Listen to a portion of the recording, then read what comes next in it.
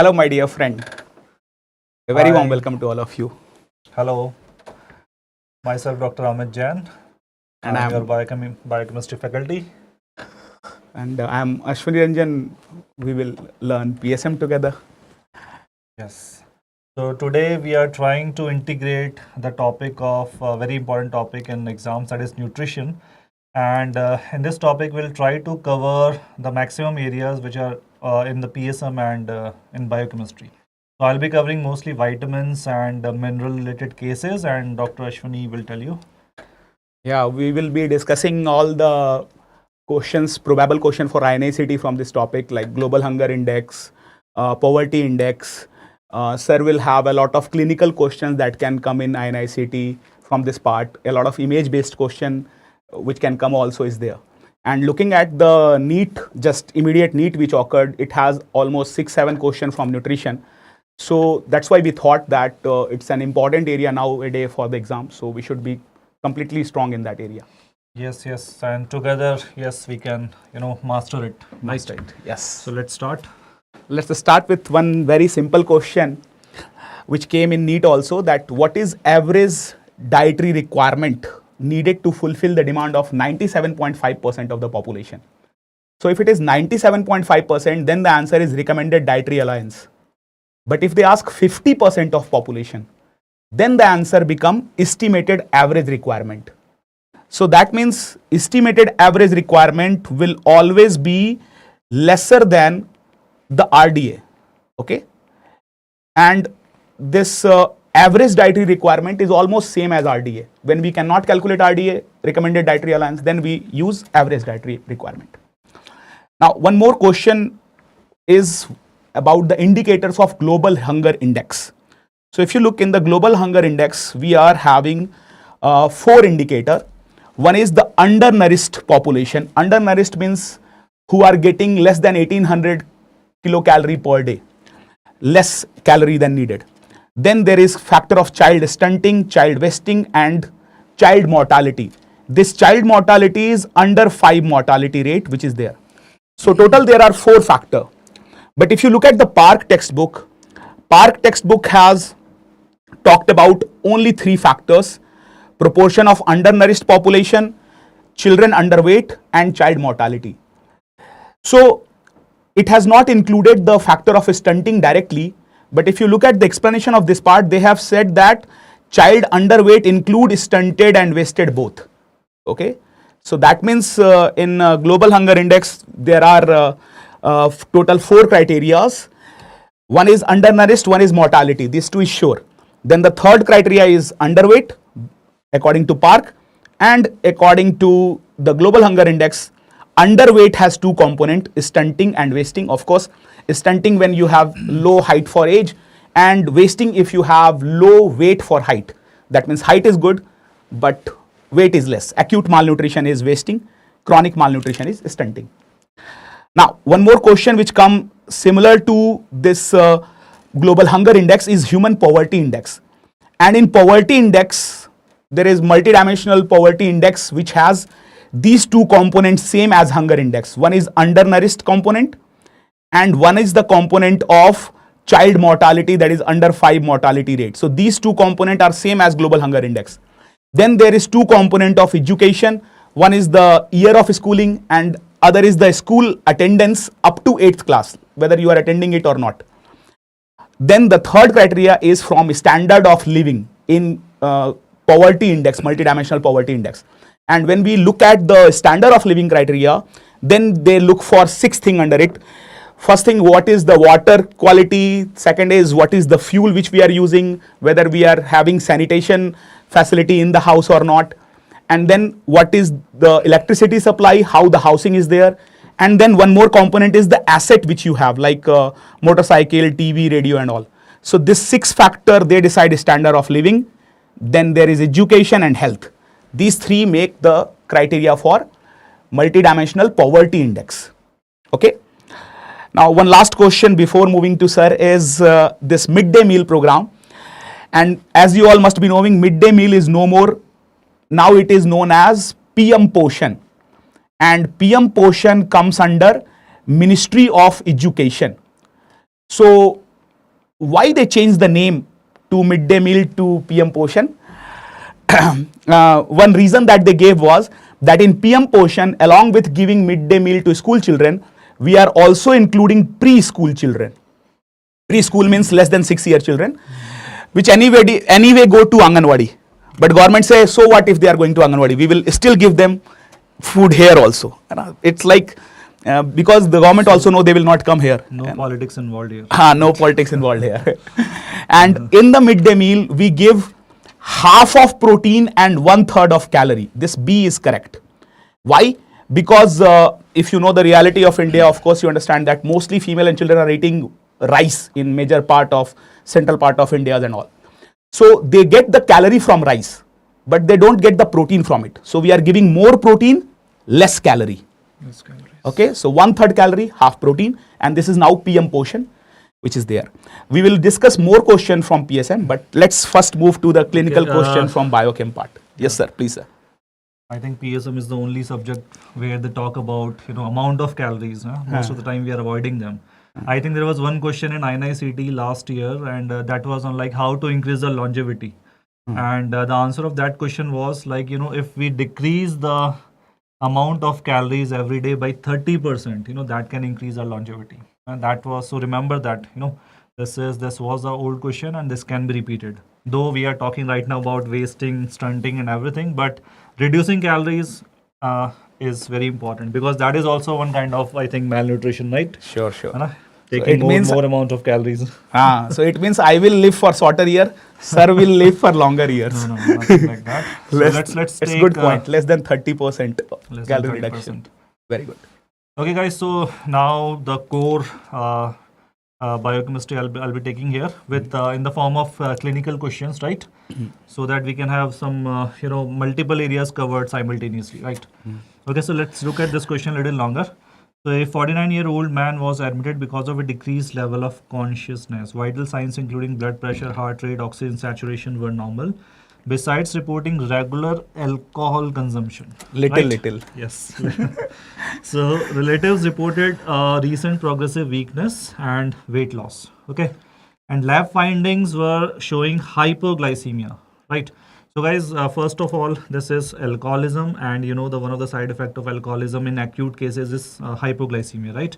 And also the metabolic acidosis, right? Because patient was admitted, right? So there is also metabolic acidosis found, and that is because of high lactic acid, so hyperlactemia.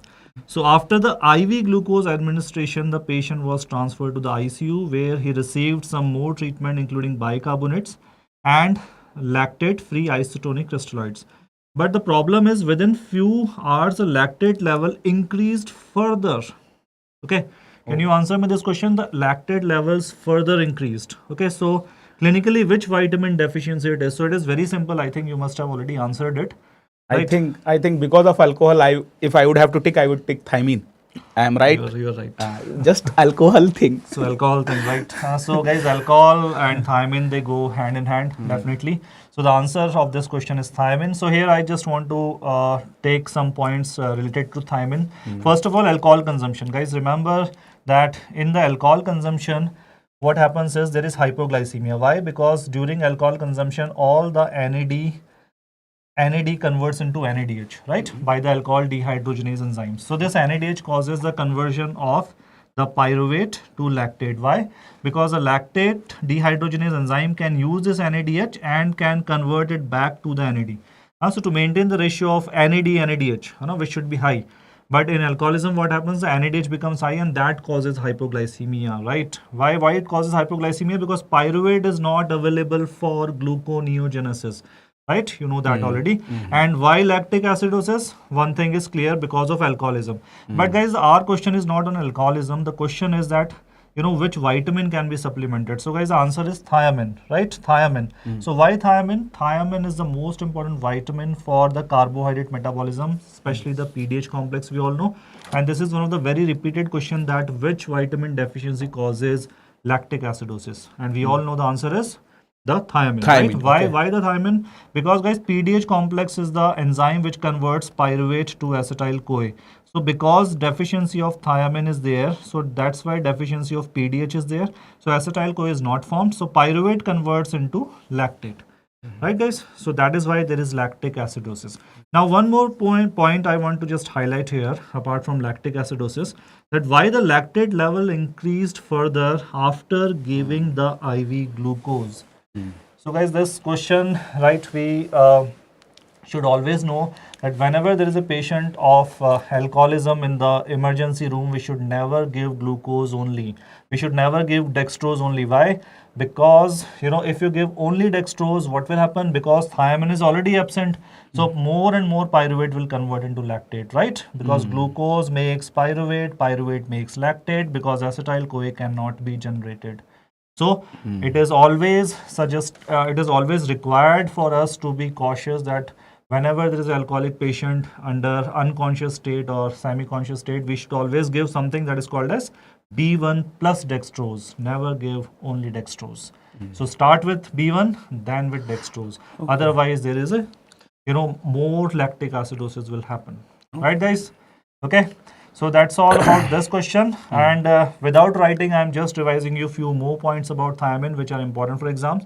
First point, guys, thiamine is most important for carbohydrate metabolism, that is PDH complex. Second thing, it is also required in alpha oxidation. Don't forget this line. This can be a new question. It is also required for alpha oxidation of the branch chain fatty acids. Don't forget that. Then third thing, thiamine deficiency can cause megaloblastic anemia also. You know why? So can you tell me the name of the test which is required for assessment of thiamine deficiency? That is called as the trans-ketolase test. So don't forget that very important common question, that is trans-ketolase test. Right, guys? So alpha oxidation and trans-ketolase test and megaloblastic anemia. So these are the points, extra points that you should know about the thiamine, right? And thiamine is very commonly deficient in alcoholics, right, guys? So this question is not very difficult. You can answer it next time. So let's move to our next point. Okay, Dr. Ashwani will start with this point. There is history of eating polished rice, and then the symptom is suggestive of wet beriberi, like pitting edema and dyspnea. So it is deficiency of thiamine. Sir, was in the NEET question there was also an enzyme with it written causing it, like is there thiamine and trans-ketolase enzyme? Yes, trans-ketolase. Yes. Trans-ketolase enzyme is will be less because of trans-ketolase is an enzyme which is required in the HM patient, right, guys? Non-oxidative phase of HM patient. And trans-ketolase enzyme is also the test for the thiamine deficiency. And thiamine deficiency mostly present as a dry beriberi or the wet beriberi. In the dry beriberi, we have both motor and sensory type of distal neuropathies, right? Okay, distal neuropathies are there. And in the wet beriberi, never forget, this is the only vitamin deficiency which presents with the congestive cardiac failure. Don't forget this. This is the only vitamin deficiency which causes the CCF, right? So that is all about the beriberi that you should know, right? Which is treated by thiamine. Okay, so polished rice are in certain areas they can cause the thiamine deficiency, right? Because of consumption of such rice. Okay. Okay, sir, is it also there is a test for riboflavin detection also like thiamine trans-ketolase? That I will cover in next question. Questions. Oh, yes. Okay, sir. This is your question for sure. Okay, so yes, it is there. Now, this is your question. Okay. So let's move to our next question. So a 17-year-old female patient with a pyridoxine non-responsive homocystinuria, right? So the word sounds a little bigger, but you all know homocystinuria, and that is not responding to pyridoxine, right? Is treated with something that is called as betaine, okay? And betaine is, guys, something which is a methylating agent that I will tell you later.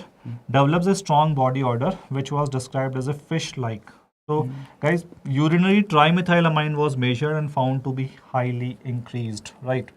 Okay, so guys, this case is going, together with two things: homocystinuria, B6, and fish odor syndrome. Okay, so in the treatment of fish odor syndrome, which of the following vitamin you can give? Guys, the answer of this question lies in the name of the enzyme which deficiency of which causes the fish odor syndrome. So can you name the enzyme which causes The fish order syndrome, can you name me? Okay, so same is the answer. I can only guess. I think paradoxin is already non-responsive, so paradoxin is ruled out. Yes. I think it can be riboflavin or folate, but riboflavin I will go with, just a random kick. So you are right. The answer is riboflavin. And sir has not told me the answer before. I'm just Actually, guessing, honestly. even I don't know all the points he is teaching. So actually, we are teaching you the subjects which are both really, offbeat. Offbeat. Literally. So, but they are easy once we revise them. Okay. So, guys, let's take this question. So, this is a case of homocysteine urea. Okay. Homocysteine urea and Riboflavin deficiencies. yes, riboflavin Flavin deficiency. supplementation will treat it. Yes. So, guys, in this case, this is a case of what? This is a case of the fish order syndrome, right? Fish order syndrome is the case. Okay. And in the fish syndrome, there is an enzyme that is called as flavin monooxygenase 3 that is deficient. Okay. So first of all, let's get to the point that fish order syndrome, what is the name of enzyme? Flavin monooxygenase. So guys, flavin means riboflavin dependent enzyme. So that is why the answer is riboflavin. Okay. Now looking at the question, you must be confused at why it is like this. So first of all, homocysteine urea. Homocysteine urea is most commonly caused by the deficient enzyme cystathionin beta synthase. Okay. Cystathionin beta synthase, which is a part of methionine metabolism. So that is the enzyme which is B6 dependent, and this enzyme is deficient, but it is not responding to the pyridoxine therapy. It's natural, right, guys?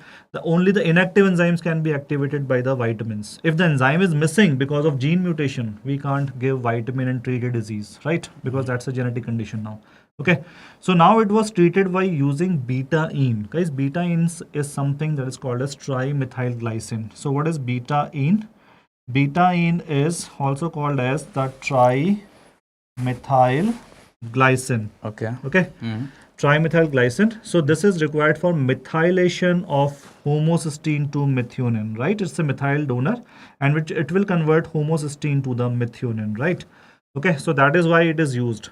But how come it converts into trimethylamine? Because the gut bacteria actually can convert the trimethylamine glycine to the trimethylamine. This disease, this is called as fish order syndrome, is also called as trimethylamine urea. Urea is right. That is also the name of the disease, trimethylamine urea. Dr. Stefan has correctly answered it also in the group. Okay. Trimethylamine urea, fish order syndrome. Very good, very good. Thank you, Dr. Stefan. Okay, so that is also called as trimethylamine urea, right? So because of this, this is a rare condition in which actually the beta-ine gets converted into trimethylamine. Why? Because the FMO enzyme was not working properly. So that is why now in this case, to at least avoid this fishy order in the body, we have to give riboflavin, and this will respond for sure. Right, guys? So we have covered actually two topics here. That is, one is the homocysteine urea, and the second is FMO3. Okay, right? Acha guys, in the riboflavin, while we are talking about riboflavin, let me show you. Riboflavin deficiency normally present with a triad of the three symptoms, right? What are the three symptoms? First is the angular stomatitis. Chillosis, right? which you call. Yeah. No, that's not chillosis. Actually, that is angular stomatitis, cut at the angle of mouth. Okay. But the swollen lips and the cut lips, these are called as chiliitis, chiliitis, or chillosis. So the lips which are swollen, or because of the riboflavin deficiency. And the third is the glossitis, which is also called as magenta colored tongue. Right, guys? Look at the color of the tongue. This is not strawberry tongue like in Kawasaki disease, but this is actually the name you should know. Forget the figure. Name is magenta colored tongue. That you should not forget. Okay, so there are a lot of questions on the tongues, but this is the magenta colored tongue, right? Okay, that you should know. Right, you might be reading more questions on tongue like macroglossia and amyloidosis or atrophic glossitis. I will teach you later also.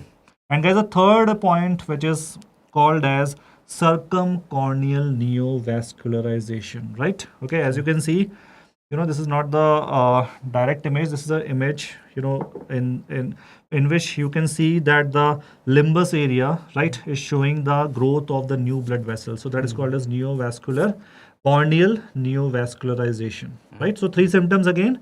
First is angular stomatitis, second is magenta colored tongue or glossitis, and third is neovascularization. That has been already a separate MCQ in the AIMS, right? Previous exams.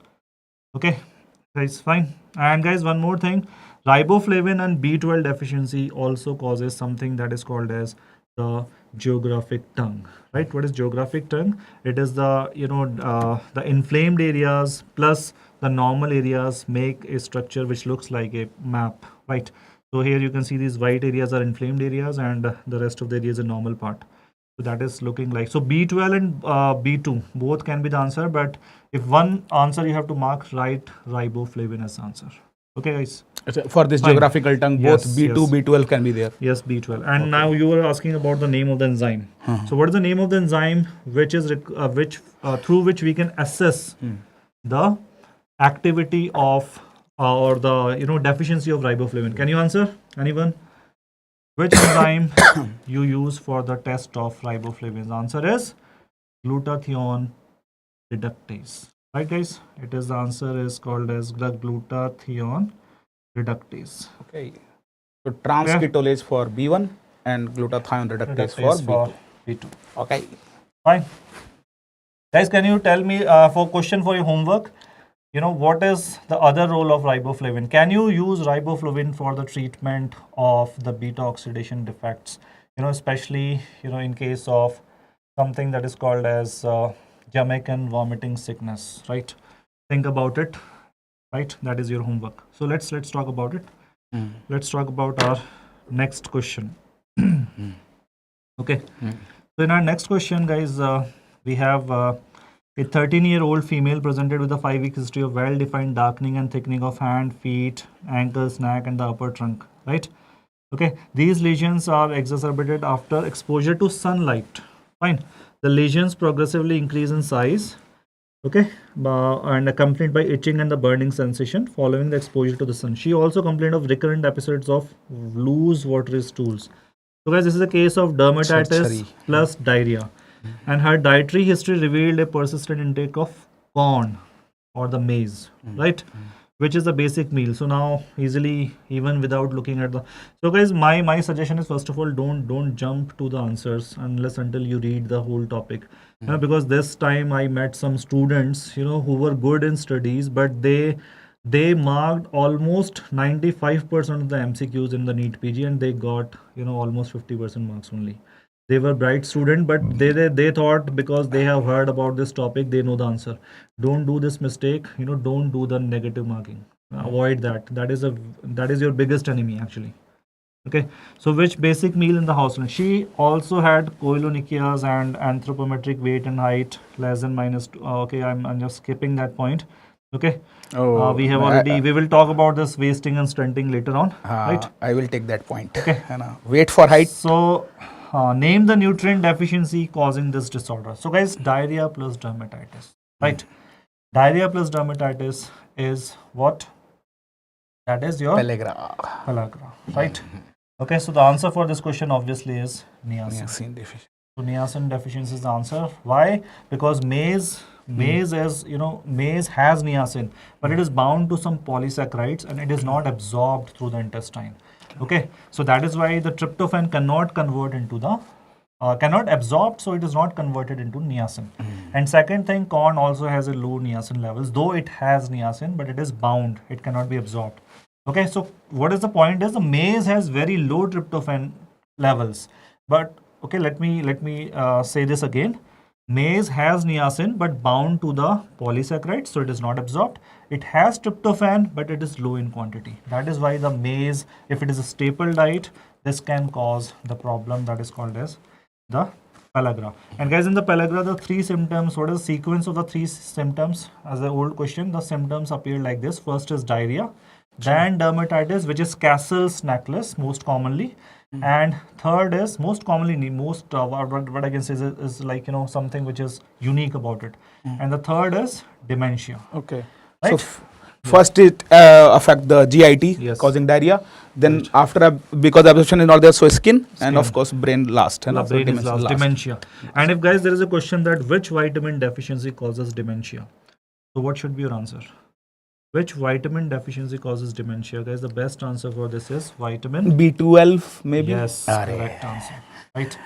Because I just guessed it based on the question which came in NEET exam from this, that there is a vegetarian female eating rice pulses mostly, and then she had a feature suggestive of subacute combined degeneration. Yes, yes. So that was vitamin B12, so I just guessed So yes, based correct, on that. correct. So whenever there is a question on dementia, right? If there is a question which is asking only dementia, then you should mark only B12 as the best answer, nothing else.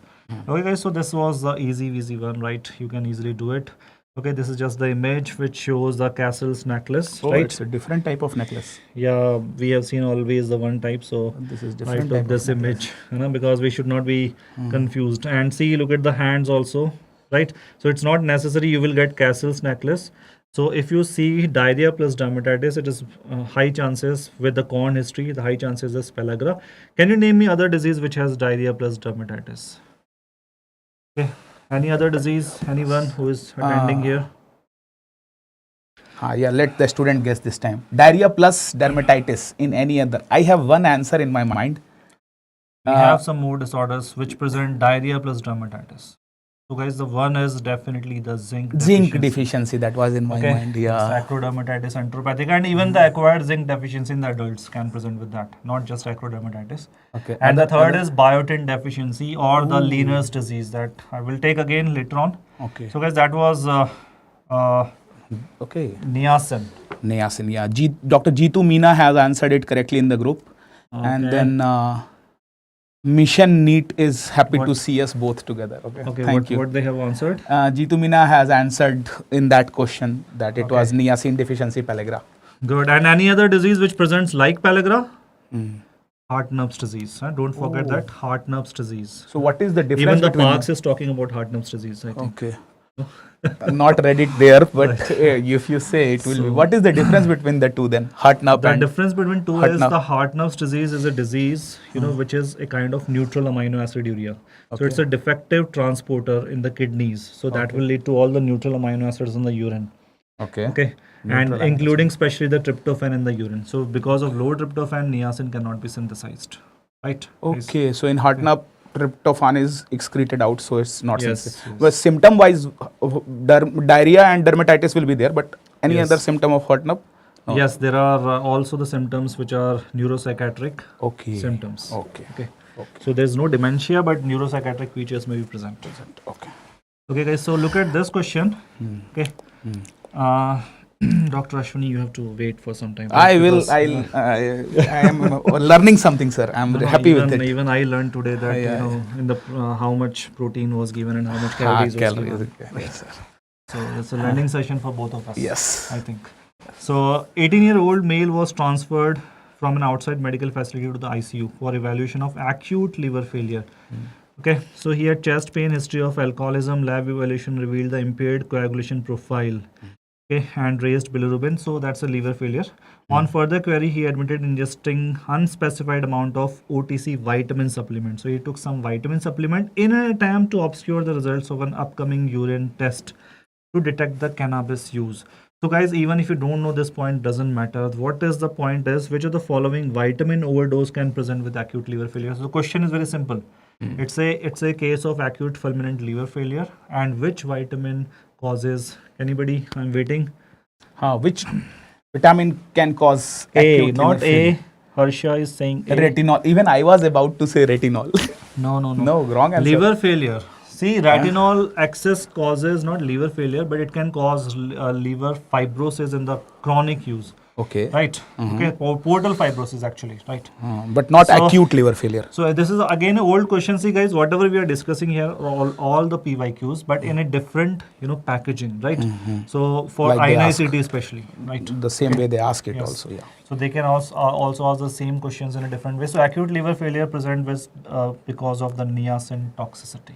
So guys, the answer is B. B. Sonu, Dr. Sonu Chachar has answered it. B. Correct. Niacin. Okay, very good. Let me tell you just one interesting point here. The internet mentions this that taking niacin can actually mask the effect of cocaine and cannabis in the urine. So if somebody is taking cocaine or cannabis, this will not appear in the urine if you have some urine test after a few days. Why? Oh.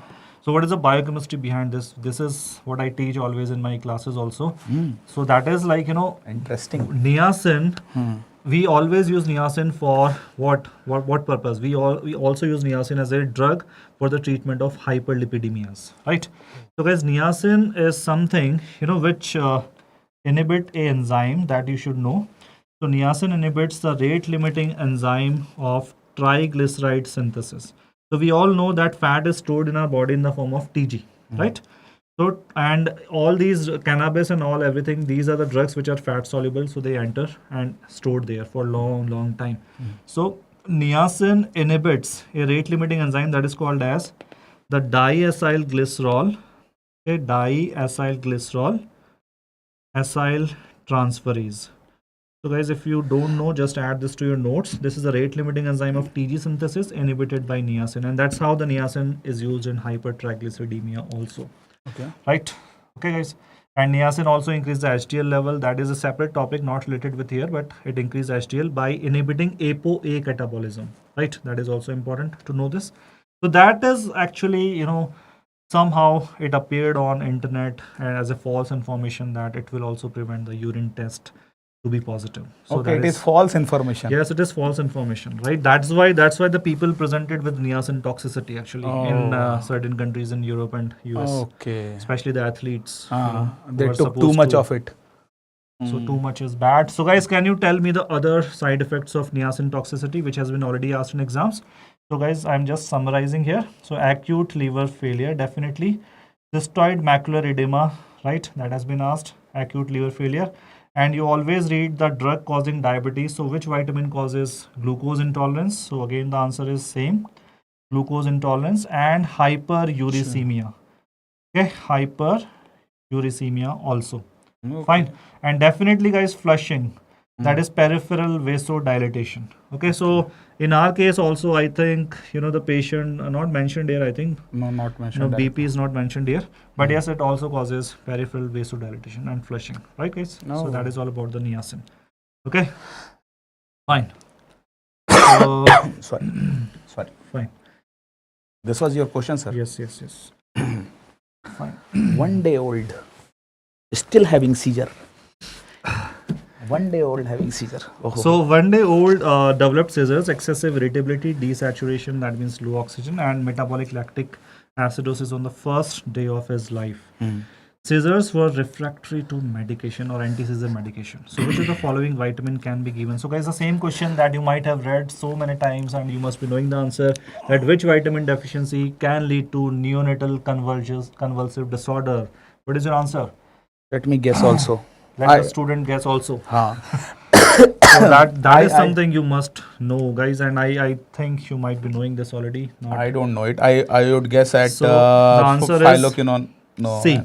Oh, Dr. Reformer and Dr. Chatru Virat has given the answer. So C. pyridoxine, very simple. Reason is also very simple, because glutamate decarboxylase is the name of enzyme. Glutamate decarboxylase. So guys, all the decarboxylases are vitamin B6 dependent, and this forms GABA, GABA, and GABA is an inhibitory neurotransmitter, right? So in the absence of vitamin B6, this enzyme activity will be low and GABA will not be produced in sufficient quantities, and this may lead to the seizure. So if any seizure which is not responding to the the normal routine anti-seizure medication, then we should start with definitely vitamin B6, especially in the newborn babies, right, guys? So guys, remember what are so talking about pyridoxine, I just want to tell you few points. First, B6 dependent enzymes you must know. So what are the names of B6 dependent enzymes? Glycogen phosphorylase. Guys, this is the only enzyme in carbohydrate metabolism which is B6, glycogen phosphorylase. So we have a lot of B6 in our muscles for degradation of glycogen during exercise. Second is, you all know the rate limiting step of heme synthesis, ALA synthase. So which vitamin deficiency causes microcytic anemias? B6, right? Again, which vitamin is given as a therapy for the X-linked sideroblastic anemia? Again, B6. Why? The same thing, because of ALA synthase is missing in X-linked sideroblastic anemia. Which vitamin deficiency causes homocystinuria? Answer is B6 again, right? B6, B12, folate, you can mark 3. And the third is, last is, that what is the other roles of uses of B6? The other uses of B6 is it is also given during pregnancy to prevent morning sickness, right? Okay. And guys, one thing that might not be in your notes, you should write is that vitamin B6 is very important, because it terminate the steroid hormone action. Okay, so that is why it is very important vitamin, because deficiency of B6 may actually increase the chances of cancers, which are hormone dependent cancers, right? Like of the uterus or ovary or the prostate, right? Okay. So that is one more thing that you should add to your notes, apart from the points that I told you, which are again the PYQs. Clear, guys? One more use of pyridoxine is in isoniazid Yes, therapy to prevent right. the side effect So of isoniazid. which drug causes which drug causes B6 deficiency? Again, a recent question again. So answer is the isoniazid. Okay. So INH, why? Because guys, INH causes the inhibition of the enzyme that's called as pyridoxal kinase. Okay. Okay, which converts a pyridoxine to pyridoxal phosphate, which is the active form. Okay, so this will not happen. The active form will not form. Pyridoxal phosphate will not form. Clear, guys? So that's why. So that's a great point to be added. Drugs, guys, you should always know drugs which are causing vitamin deficiencies. Like metformin causes which vitamin deficiency? Fat soluble vitamin deficiency. Maybe? Our students will answer, I think. Metformin causes which vitamin deficiency? Our students will answer. We are waiting. No problem. Jitu Meena has also said this thing that isoniazid also cause deficiency of B6. Great, Yes, correct. great.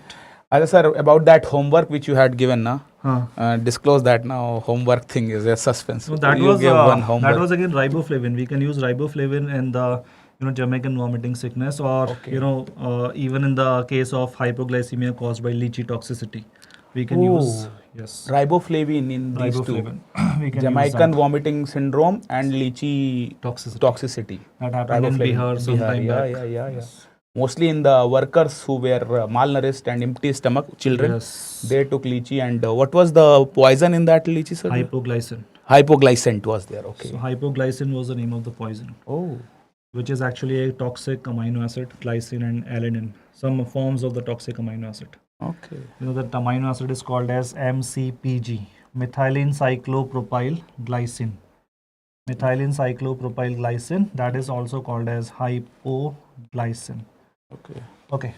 Fine, guys. So in that also vitamin B2 will help. Yes, definitely it can help, but not always, right? Some case maybe. Yes. There are cases which are called as B2 responsive cases.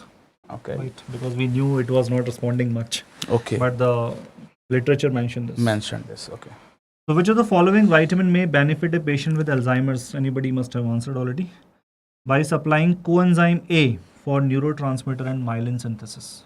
Guys, very simple. Coenzyme A. The only question which is related to this vitamin that you should know. Vitamin may benefit a patient with Alzheimer by supplying coenzyme A for neurotransmitter and myelin synthesis. Yes. So the answer, let me try. Pantothenic acid. Some old remnant of biochem that pantothenic in that enzyme, coenzyme A was there. Old remnant. You still remember a lot of just one thing. No, I remember nothing about PSM except you also few things in epidemiology. Yeah, sir. Only in that case. They just guess pantothenic acid in that coenzyme A was there. Okay. Yeah, so guys, we all know pantothenate is the vitamin B5, and what is the active form of vitamin B5? It is pantothenate, and what is it is coenzyme A. And guys, coenzyme A is very important because it helps in formation of, let's say, acetyl-CoA, and acetyl-CoA is the donor of acetyl group for the making of acetylcholine, right? So that is again a simple neurotransmitter that we all know. Apart from the details that I'm skipping here, not required. So, and guys, what is the deficiency disease of B5? That is again very rare, which was seen in the era of Hitler, in the prisoners of Hitler, and that was burning feet syndrome, right? So, yes, burning feet syndrome was the only disease, which is because of vitamin B6 deficiency, which is no longer diagnosed nowadays. Vitamin B5. B5, sorry. B5. Yes, B5. Okay. Okay. That's interesting. Some friends of mine called me with this complaint, burning feet. So they And might I have exercised for after a long time, maybe. Okay, that can also cause it. That will definitely cause. Acha, like literally burning fit They with are exercise. just they keep on sitting on the couch, Ha ha ha and then ha. when they start walking, that will cause burning feet. Acha, like that. Okay. Like that only. I thought it Right. was vitamin B5 deficiency. No, no, no. No? Okay. Why there is no B5 deficiency nowadays? Because our gut microbes can make it. So can you name me 3 vitamins which are made by our gut microbes? Vitamin K, B5 and biotin. So rarely any adult have these 3 vitamin deficiency. B5, Okay. biotin and vitamin K. Unless until you visit a dermatologist.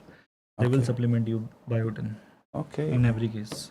Okay. And sir, for vitamin K, what is the test which we do for detection of vitamin? Like for B1 it was transcriptolase, B2 it was I forgot. Glutathione reductase. And B6 I can tell because we were talking about B6. In the acha. B6, the test that we use is xanthurenic acid. Okay, what is the test for vitamin B6? Guys, tests are very less, only 3-4 I am telling you. And this is the third one, xanthurenic acid index. So that is measured in the urine. Okay, because guys, tryptophan normally converts into kynurenine. Okay, and kynurenine converts into niacin or NAD.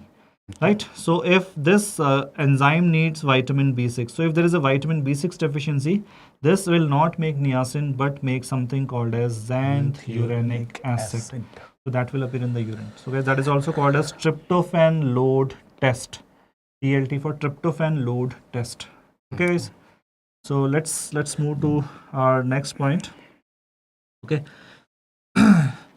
I think all your questions are After that. It's okay. It's okay. I wanted to have this complete discussion of enzymes, their thing one time. Yes. And then we will add the component of PSM there. Thank you for giving me this time. I am also learning things very good. Thank you for being a good listener. Yes. And thank you to students also for being replying good there. listener. Yes. In fact, in last question, Dr. Reformer and Chatu has replied it correct also. B. B was the answer for them. No. So their answer was wrong. Pantothenate, right? So guys, vitamins are always important, as we have seen in this NEET PG also, and every exam that you might have given or seen previous papers. Okay. So a 2-month-old baby presented with a scissors, erythematous dermatosis, alopecia, and persistent metabolic acidosis. Patient responds dramatically to biotin supplements. Okay. So which of the following enzyme was inactive in this child? So guys, what are the group of enzymes which are biotin dependent? As we all know, the answer is carboxylase. So which carboxylase, A, B or D? Okay, A, B or D. So the answer is B. Propanol. You Yes, know how I guessed has it? already answered, I think. Because they had given the correct answer. They had given the answer of this this question. Okay. So Chatu, Dr. Reformer and Chatu Virat were right. So that's our bad. That's I not thought following. it was. So they B are is fast. the answer, guys. Okay. Propanol CoA carboxylase. So looking at option A, that is vitamin K dependent, right? Carbamoyl phosphate synthetases doesn't require any cofactor or coenzyme. Phosphoenol pyruvate carboxykinase again doesn't require any cofactor, right? Though it is a kinase, it is doesn't require any cofactor, right? So the B is the correct answer. So what are the other examples of the carboxylases? Acetyl coenzyme A carboxylase in the fatty acid synthesis, rate limiting. Pyruvate carboxylase in the gluconeogenesis, which is rate limiting, and this one propionyl coenzyme A carboxylase, which is present during the odd chain fat metabolism. So these are the 3 carboxylases that you should know which are biotin dependent. Fine, guys. And guys, again you can see this is the case, right, which presents with present with the scissors and erythematous dermatosis, right? Okay. Though it is not mentioned about diarrhea here, but guys, this case may also present with severe malabsorptive diarrhea, and that is actually a case that we can say as Leaner's disease. Okay, or we can actually say this is a case which is called as the multiple, you might be knowing already, carboxylase deficiency, right? We have seen this question many times, that what is the biotin deficiency is known as? The biotin deficiency is known as multiple carboxylase deficiency, right? Okay, and so all the carboxylases will be missing, and all these acids like propionic acid, acetic acid will accumulate and causes severe metabolic acidosis, right? And the baby dies, right, if not given the treatment properly. See, there is no treatment as such, and because biotin will help only in the inactive enzymes, If the enzymes are missing, biotin will not help, obviously. Right. Ajay guys, can you tell me what kind of diet causes biotin deficiency?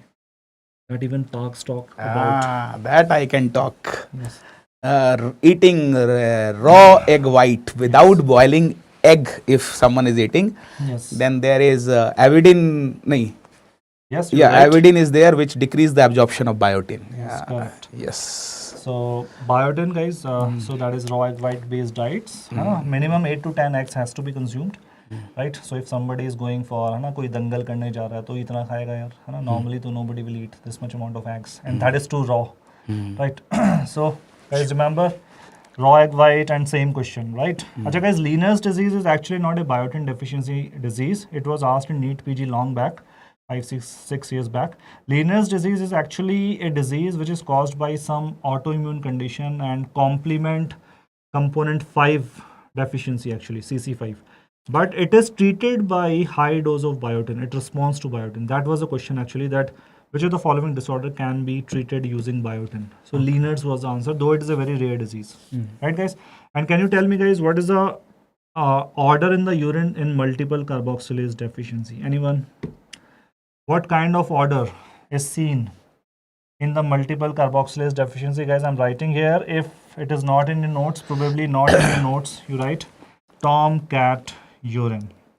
See, here it is a Tom, cat, and the mousy order in the phenylketonuria.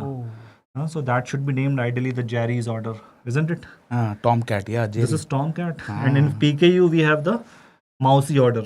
Okay. Mouse kind of, dead mouse kind of order. Right? Okay. Or musty order, we can also call it.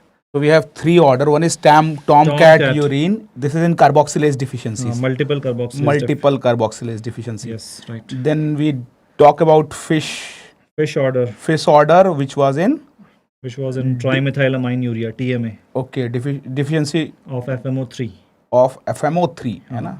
Flavin monooxygenase 3 trimethyl aminuria. And then the third we are discussing about phenylketonuria, which is having, that is mousy. Okay. MOUSY.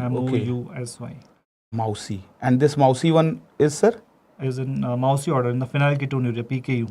And in phenylketonuria, which is deficient, like? Deficient enzyme is, you guys must be knowing already, that is phenylalanine hydroxylase. Okay, phenylalanine hydroxylase. Yes, Okay. So 3 order thing. Orders, there are a lot of other orders that you guys might be knowing. The boiled cabbage order is present in tyrosinemia. Boiled cabbage. Boiled cabbage in tyrosinemia. Okay. That guys must be knowing already, definitely. Okay. And one order that is called as a sweaty feet syndrome, that is found in isovaleric acidemia in the leucine metabolism. Sweaty feet syndrome. So what, sir, sweaty feet is also one complaint which many of my friends and other people have told. I think everybody staying in hostel complains of this. My group of people, less exercise and all. So sweaty feet in which disease, sir? It's called as isovaleric acidemia. Okay. Any treatment which we can give there? No. It's that mostly genetic type of thing. Because of enzyme deficiency, right? Okay, sir. So guys, the rest of the 3 options are carboxylation without the vitamin biotin requirement. Clear? Okay. So guys, this is erythroderma, right? Leaner's disease or the biotin deficiency presents with erythroderma. So that was kind of the figure which was asked in this NEET PG. Kind of this figure. Without any hair. Without any hair, I think, because alopecia is also common. And you can see again this image where there is lots of erythema. So erythroderma, we can also call this as erythroderma d squamatum. Okay. So that is actually the other name of Leaner's disease. Okay. Right. That has been asked. Okay. Now, Dr. Ashwani, your turn. So this is a question from this Poshan Abhiyan. Poshan stand for Prime Minister Overarching Scheme for Holistic Nutrition. And under Poshan, one program is Anemia Mukt Bharat. One is, which we just read, PM Poshan, which replaced the midday meal program. And one program is Nikchhay Poshan also. Nik means no, and Chhay means loss of body. Chhay. So Chhay Rog is used for TB. So when they say Nikchhay Poshan, it means it is giving 500 rupees per month for nutritious food to TB patient. okay, to every TB patient, whether it is MDR TB or intensive phase or continuation phase. Everybody who's diagnosed or those who are admitted in hospital. No, anyone, OPD also. So if we divide 500 with 30, sir, it will come 18 rupees per day. What comes in 18 rupees per day, sir? Seriously, like, MACD burger is also minimum 25. Yes. And with GST, it becomes almost 30. 50, yes. Small gold flag, small tea. And that will come, but still 2 rupees. So do remember the money they have asked in Nikshay portion also. Now in Anemia Mukt Bharat, to remember the doses of all the categories and all, we can use a simple mnemonic of PBR. Like we used to go to watch movie in PVR, and in PVR movies are released once a week or twice a week. Of course, once a week now on Friday. Yes, Friday. Some people also go to PVR for other creative work, but if we are going to watch movie, yes, once only a week, for movie, only for movie, once a week. You are smiling, sir. Very good, sir. So P is for pink color, B is for blue color, R is for red color. Pink is given to 5 to 10 year children. Blue is given to adolescent 10 to 19 year. They also ask the age group 10 to 19. And red is used for adult female, non-pregnant, non-lactating between 19 to 46 year. So they all get the tablet once a week. Okay. And the dose of this pink is 45 milligram iron and 400 microgram folic acid. But in blue and red, the dose is 60 milligram iron and 500 microgram folic acid. Okay. In fact, nowadays, even for treatment of anemia, we are using low dose iron with 60 milligram iron so that there is less nausea, vomiting and other complaint. Right. And 500 microgram of folic acid. Now, the same dose is given in red tablet for 180 days before and after delivery. So before delivery means in pregnancy, after delivery means lactation. And in pregnancy and lactation, if we give a tablet once a week, of course that will be useless. So there the tablet is given, the same tablet is given every day for 180 days. Only thing that is left is for children who are between 6 month to 59 month, the less than 5 year children. They will get a dose which should be low. So if we have to reduce the dose, one way we can do it is by dividing it into 2 doses in a week. So only in children less than 5 year we give twice a week dose. In PBR it is once a week. And because children, if you give tablet to them, they will throw it, spit it on your face. So we can only give syrup there. So we will give 1 ml of IFS syrup here twice a week. And this 1 ml IFS syrup will have 20 milligram iron, 20 mg iron, and 100 microgram folic acid. Anyway, if we multiply 20 with 5, it will come 100. So till 5 year, it is 20, 100. 4 and 4 both are here in pink tablet. 4 and 4, 45 and 400. And rest all 60 and 500. So I think we can remember it right now. If you just focus, you can remember it.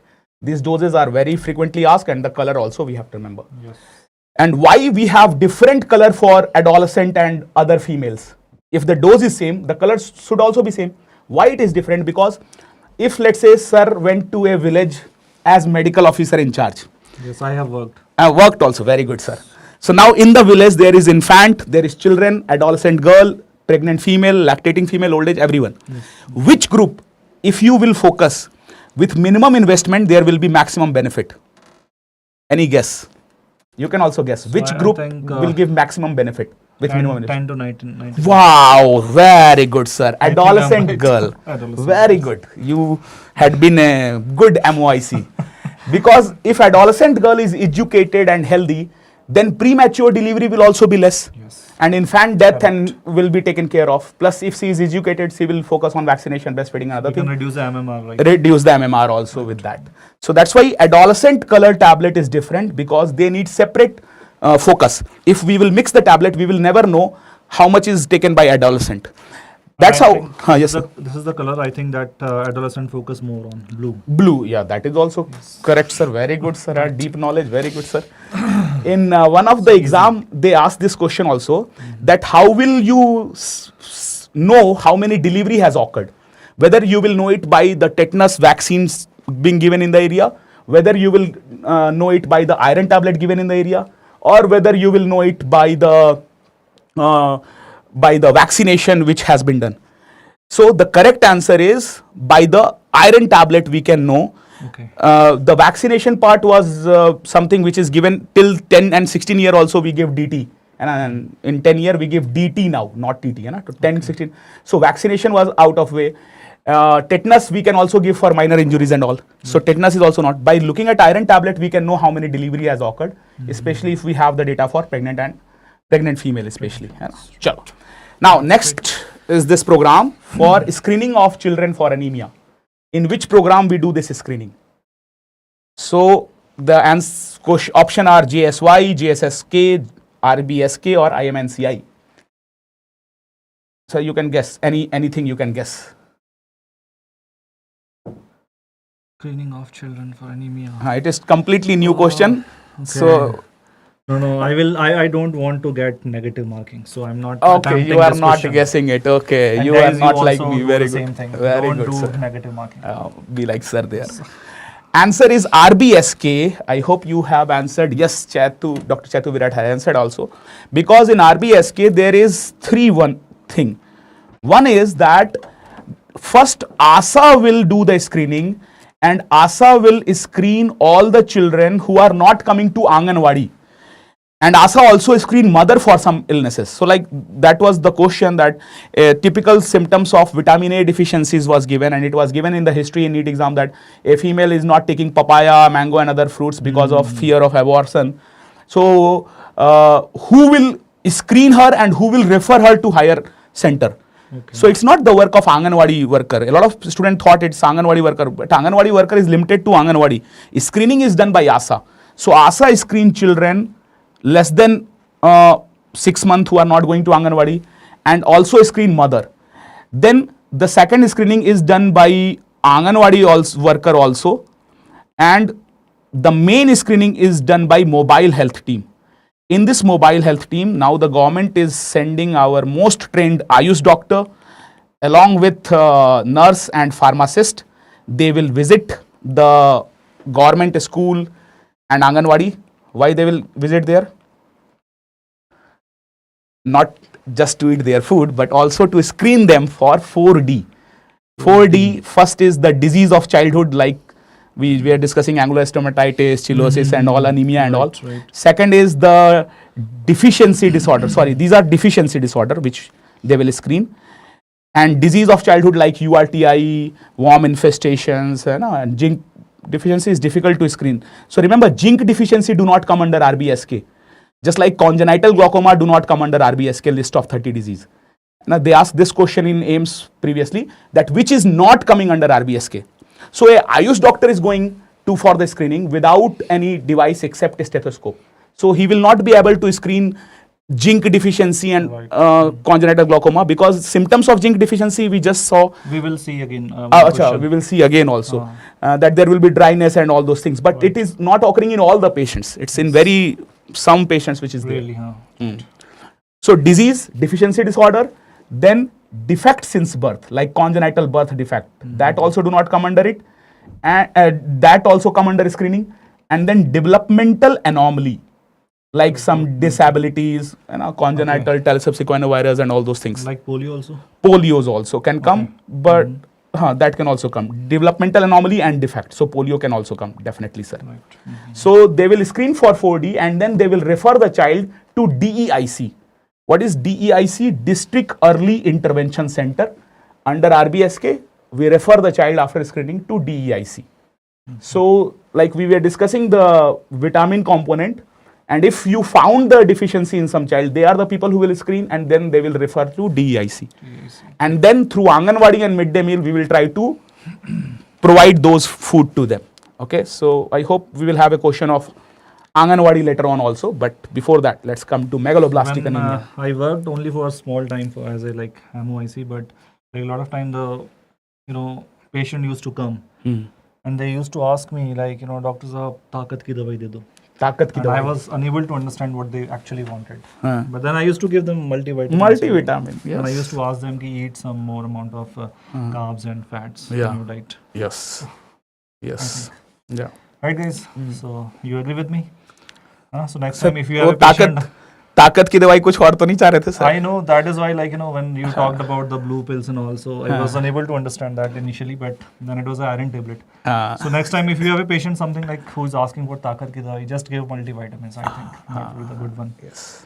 Okay, guys, let's have a question which was again a recent question in some of the actually in a exam related to the NEET PG, that is FMG exam. It was a question like this. It was actually a good question and you should be able to answer it. The case of megaloblastic anemia is under investigation, right? So which of the following confirms the diagnosis of folic acid deficiency compared to B12 deficiency? So guys, the question was actually, I made it more easier question. The question actually was asked like a vegetarian patient. You know, they mentioned it specifically that a vegetarian patient was there and that vegetarian patient had, you know, anomalies with homocysteine and methylmalonic acid being mentioned. And they asked that which vitamin is deficient. So most of the students, they jump to the answer vegetarian. So answer should be B12 because vegetarians, they lack B12. It's not always like that, na? Though the vegetarian food lacks the vitamin B12, but it's not always the same. Even the fermented foods, or even if the bacterial presence in the food may gives B12, right? So it's not always the same. Don't jump to the answer. Look at the question and then answer. So guys, in this case, I made it in a different way so that we can understand better. Which of the following confirms the diagnosis of folic acid deficiency, right? Not the B12 but folic acid. So guys, during, I told you in homocysteinemia that B6 is the most common cause of increased homocysteine levels in the blood, which is also a marker of CVD, right? And also causes the premature termination of pregnancies, right? Okay. So in our question, because of B12 and folic acid deficiency, there is an increase in homocysteine. So homocysteine should be high. So that means the answer is A or C. But now folic acid deficiency doesn't causes methylmalonic acid high. So C is not the answer. So answer is A. So guys, B12 deficiency doesn't causes methylmalonic acidemia. Okay, so my point is here. Let me take 1 point here. That guys, to convert the homocysteine to the methionine, right? Guys, what we need enzyme is called as methionine synthase. Fine. And methionine synthase is dependent on, as I told you already, it is dependent on vitamin B12 and also the folate. Actually, the methylcobalamin, methyl B12, and the folic acid. So these are the two vitamins on which this is dependent. Right, guys? Okay, so that is the 1 point. Okay, so homocysteine will increase in both the cases of B12 and folate deficiency. Now, odd chain fatty acid. Okay, so when we talk about the odd chain fatty acid, okay, so they make what? Propionyl coenzyme A. Propionyl coenzyme A converts into the methylmalonyl coenzyme A, right? So that is methylmalonyl coenzyme A. And guys, methylmalonyl coenzyme A converts into succinyl coenzyme A. And guys, this needs vitamin B12. Name of enzyme is methylmalonyl coenzyme A mutase. See guys, mutase enzyme generally don't need any coenzymes. You know, mutase belongs to isomerase group of enzymes, but this is one of the mutase which needs a coenzyme, that is vitamin B12. There was a question that which group of enzymes doesn't require coenzymes. So answer will be isomerase group of enzymes. Generally don't require coenzymes, but this is the one exception here. So B12 is required here. So guys, only in the B12 deficiency, the methylmalonic acid levels will rise if the B12 is missing. So that is why my answer becomes A, because my question is on folic acid deficiency. Right, guys? So if the blood picture is not clear, these two actually can be tested in a patient of megaloblastic anemia. Right? If the blood picture is not clear, you know that. So serum folate and B12 may be normal or maybe less, but you know this test can help us in differentiating the folate and B12 deficiency. Okay, Acha guys, let me tell you one more thing that you know, subacute combined degeneration of cord, right, which is because of B12 deficiency. Right, so subacute combined degeneration of cord is like, you know, the both sensory and motor tracts are affected. Why? Because guys, in the B12 deficiency, the methylmalonyl coenzyme A is high, and this methylmalonyl CoA replace the malonyl CoA. See, this is methylmalonyl CoA. It replaces the malonyl CoA in fatty acid synthesis, in the myelin synthesis. So what is myelin? Fat. and now myelin should be made from malonyl CoA, but in the B12 deficiency, myelin will be made from methyl malonyl CoA, right? So this will cause a defective myelin synthesis because it has methylated malonyl CoA. So guys, that causes subacute combined degeneration of the cord, right guys, because of the B12 deficiency. And one more thing is that in the B12 deficiency, because we were talking about homocysteine to methionine conversion, and guys, methionine is SAM. SAM means S-adenosyl methionine. So guys, in the B12 deficiency, there is also decrease in the SAM. And because of decrease in the SAM, you know guys, there is decrease in the formation of one compound that is called as choline. Okay, right? That is, we have something that's called as ethonalamin. Okay, and ethonalamin converts into choline, right? It converts into choline. Clear? And this is using the SAM. So guys, if SAM is not there, choline is not formed. And if you remember, choline is the most abundant phospholipid present in the membranes, or it is one of the most important phospholipid required for myelin synthesis, right?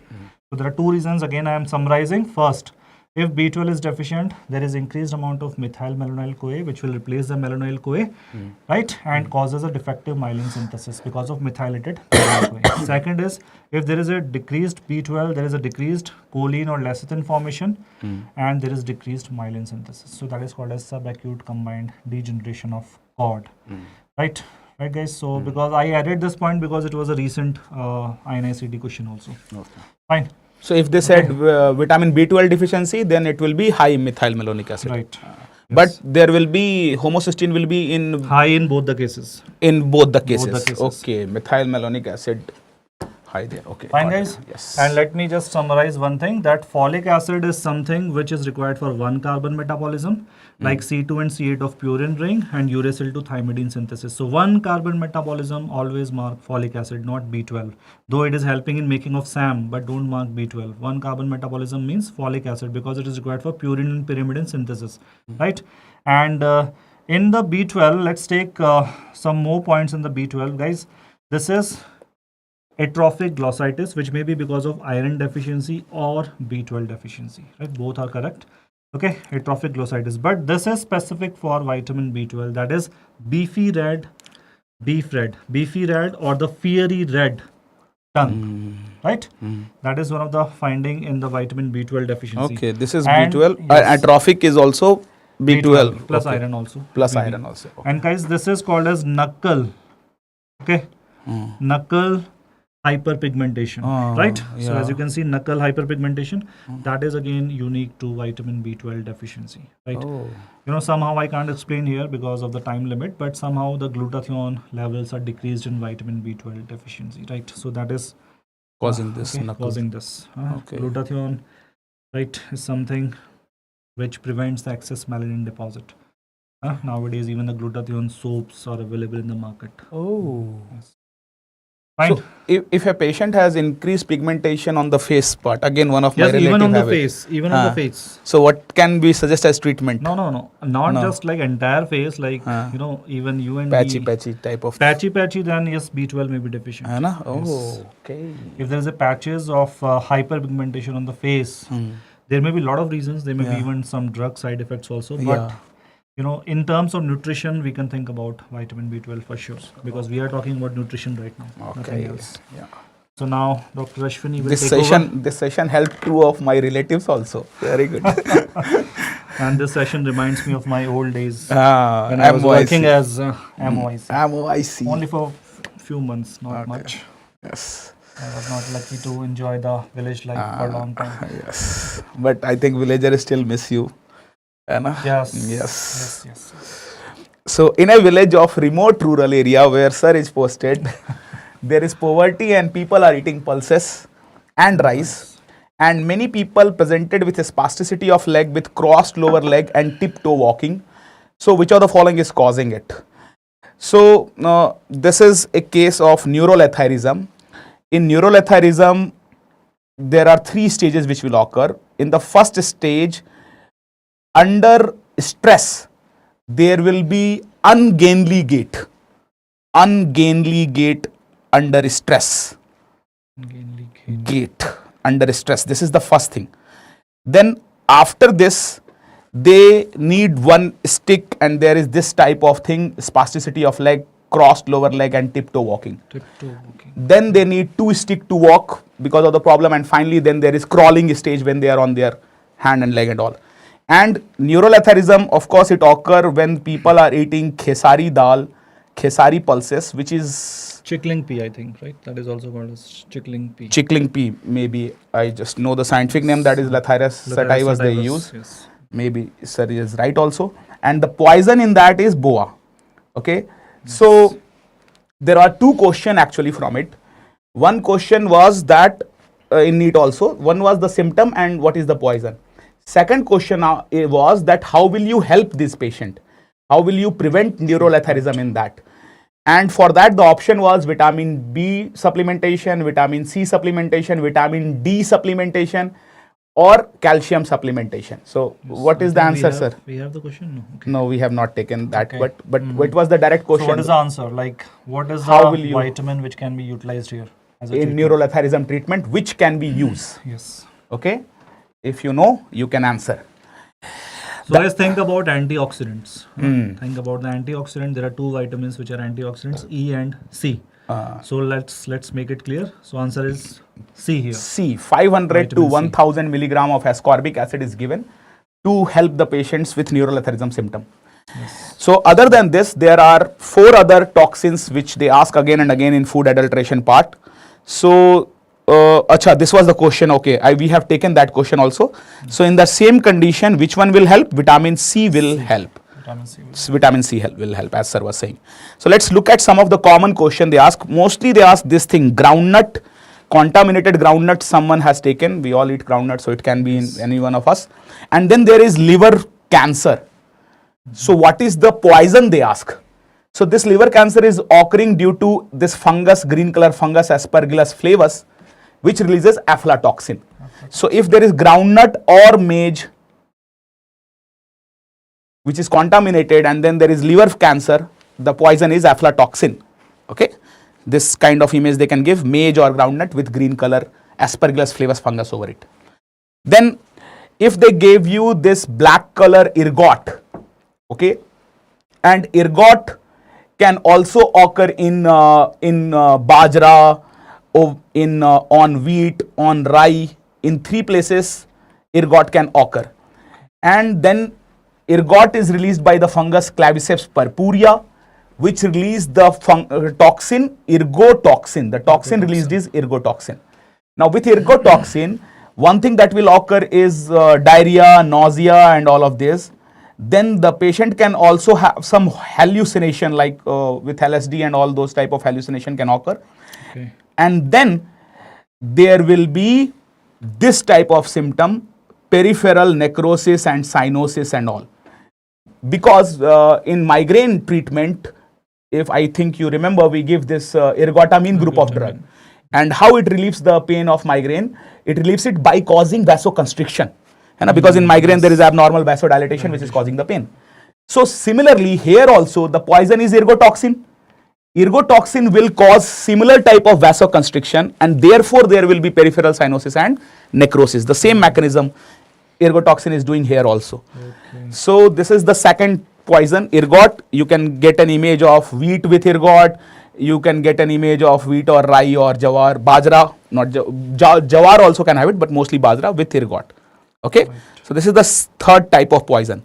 The fourth poison is when this Panicum miliare is contaminated with crotolaria plant, and the crotolaria plant releases this pyrrozolidine poison, and this causes endemic ascites. Okay, I don't have it. This is another reason, not endemic ascites. This is hard work. This is my hard work. Yes. And this crotolaria plant is known as Junjunia. Mostly this plant occur in this tribal areas and all. You know why this is Junjunia? Because you can see the kernel is so big with a small seed. Junjuna type. So when the air will blow, it will produce a sound of Junjun Junjun Junjun. Jadoo hai na. Jadoo hai na sai type. That kind of- Jhunjhunu is a place in Rajasthan also. Oh, but okay. Not related here. But you can remember it with that. So this is an image of endemic ascites, okay, which can be due to which toxin? Pyrozolidine, which is released by Crotolaria plant. And it caused endemic. So we can remember it, like sir said, Jhunjhun is a place in Rajasthan. So it is endemic in India. I was saying tribal area have it. So it is endemic. That's why it is endemic ascites. Why it is so important? Because the last poison is epidemic dropsy. So epidemic dropsy can really be confusing with endemic ascites. That's why you should remember endemic ascites is in Crotolaria, Junjunia, and epidemic dropsy occur when this weed, Argemone mexicana, and you must have seen this beautiful yellow color field in Shahrukh Khan movies and all. No? So this yellow color field of mustard also have this weed Argemone mexicana, which is known as Satyanasi also. Satyanasi. Destroyer. Okay. That was good. So in that field, sometime it get naturally mixed because their season is same. Sometime the shopkeeper people can intentionally mix it to lower the price of mustard oil. Right. And then this will release the poison sanguarine. And that sanguarine poison in mustard oil contaminated with Argemone mexicana seeds can cause bilateral pitting edema as shown in this image. And then there can be feature suggestive of CHF also, which sir was saying, which occur in berry when people are eating polished rice. Similarly here also in epidemic dropsy due to sanguarine toxin, it can lead to bilateral pitting edema. So now this can get confusing.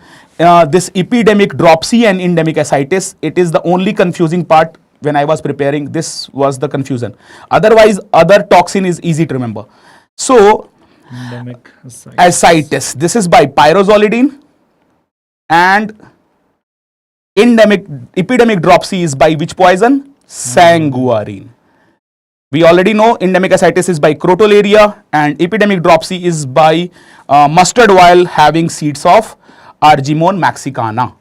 So now point is how will you remember it separately? So for that in classes also I used to say, and I am also requesting you to dream that you are sleeping with someone of your dream. Imagine, okay? Sleeping, as for sanguarine, as for sleeping, and anyway sang means together, so sleeping together, let's say. So first thing, you will not sleep, I hope, but if you slept, Right. then on sleeping there will be dropping of eyelid. Yes. So there is dropsy in sanguarine poison. Oh. And the symptom is also pitting edema. Pitting is also like going inside. Okay, so as for sanguarine, as for sleeping, in which there is dropping of eyelid, dropsy, and pitting edema. So that is separate, and ascites is by pyrozolidine, that is separate. Okay, so I hope you will remember the poison there. Sung urine drops. Sung Together and urine drops. urine drop. Oh, urinating together also. Brohoods. So that is brohoods. Brohood, urinating. And I have seen it with girls also. Whenever in school time they used to go to toilet, they always used to take one more girl with them. So they are also, I think, having sisterhood also. You know, So maybe. That I'm not aware of. But we always used to think why they are going together. You know? Anyway, sir, So sang, coming. even I will remember. Sang urine now. I will remember that. It can cause pitting edema. Guys, that is just for making you relaxed because exams are nearing and We want you to be chill. just chill and keep on revising. Revision is something that is the only weapon you have to crack the exams. So we are also trying to give you only revision and nothing except 1 or 2 points, nothing new. Right? We want you to remember the basic points, the points which are commonly asked, like vitamins, nutrition is one of the common topic. Yeah. Right, guys? Okay, just look at this now. In May aims, I have seen it again and again that at least 30-40% question are directly previous year question in May aims. That's why people with less preparation like me also, May aims is easy. And so if you will focus on previous year of INI-CET, you can score really good. Yes, last 3 to 4 years or at least 4 years. Yes. I would suggest go more than that also, but previous year should be strong. Okay, very good. Yes, sir, please. You were right. And, that revision should be our key. Yes. Yeah. Okay, 33-year-old man in known case of anemia. Anemia, Bharat, right? Yeah. Presented with a bilateral lower extremity rash that began a few weeks ago. The rash started with the numerous small red bumps on the lower legs that spread to the thighs and forearms. Doctor noticed scattered, non-blanching, folliculocentric, hyperkeratotic red papules. Oh my God, that's such a long word, right? Even difficult to comprehend. And scattered corkscrew hairs. So, guys, even if I know nothing about this question, the point is what I wanted to highlight is this corkscrew hairs. So, guys, corkscrew hairs are very, very important finding and in the diagnosis of a disease that is called as scurvy, right? Oh. Okay. So which vitamin supplement will help? So answer is vitamin C here. Oh. So guys, the scurvy presents with, definitely the bleeding gums that probably... No, not for that. So that will present with the bleeding gums. Gums, they will, bleed on the pressure. Why? Because the vitamin C is very important for the synthesis of collagen, right? Okay, and during synthesis of collagen, vitamin C activate which enzyme? The proline and lysine hydroxylase. Okay, proline and lysine hydroxylase. So that is enzyme which is non-functional in the presence of vitamin C. And guys, why there is anemia? Because anemia is again vitamin C is important for converting the Fe 3 plus of the food to the Fe 2 plus. So that is why the pregnant ladies are also being said asked to take the iron tablets with the lemon juice or lemon water. Yeah, definitely. Why? Because vitamin C helps the food. Food has Fe3 plus ferric and Fe2 plus, that is in the food, right? That is absorbed. Fe2 plus is absorbed basically. So guys, corkscrew hairs, remember two things. One is called as a corkscrew hairs, and also remember one more point that probably you might be knowing, but if not, then please write perifollicular hemorrhage. Okay, that is again one of the characteristic finding. See, the rash started with numerous small red bumps. So guys, these red bumps are actually, they surround the hair, right? These are the red bumps which surrounds the hair on the skin. So that is called as a perifollicular hemorrhage, right guys? So remember these points: bleeding gums, corkscrew hairs, and perifollicular hemorrhage. Okay, these are the three things which are very, very important in the diagnosis of scurvy, because just bleeding gums cannot be the answer. Bleeding gums may be present in the dental disorders, not just the scurvy, right guys? As you can see, these are characteristic corkscrew hairs at various places. You can see them. Yes. Fine. So that is called as a corkscrew hairs and perifollicular hemorrhage. So these are the two things that you might remember. Guys, in vitamin C deficiency in the babies, there is also the scurvy that is called as infantile scurvy. So what is the name of the infantile scurvy, guys? That is also called as the Barlow's disease. Okay, so we also call that Barlow disease. Right. In baby only. Or the complete name can be Molar's Barlow disease. Molar Barlow disease. Okay.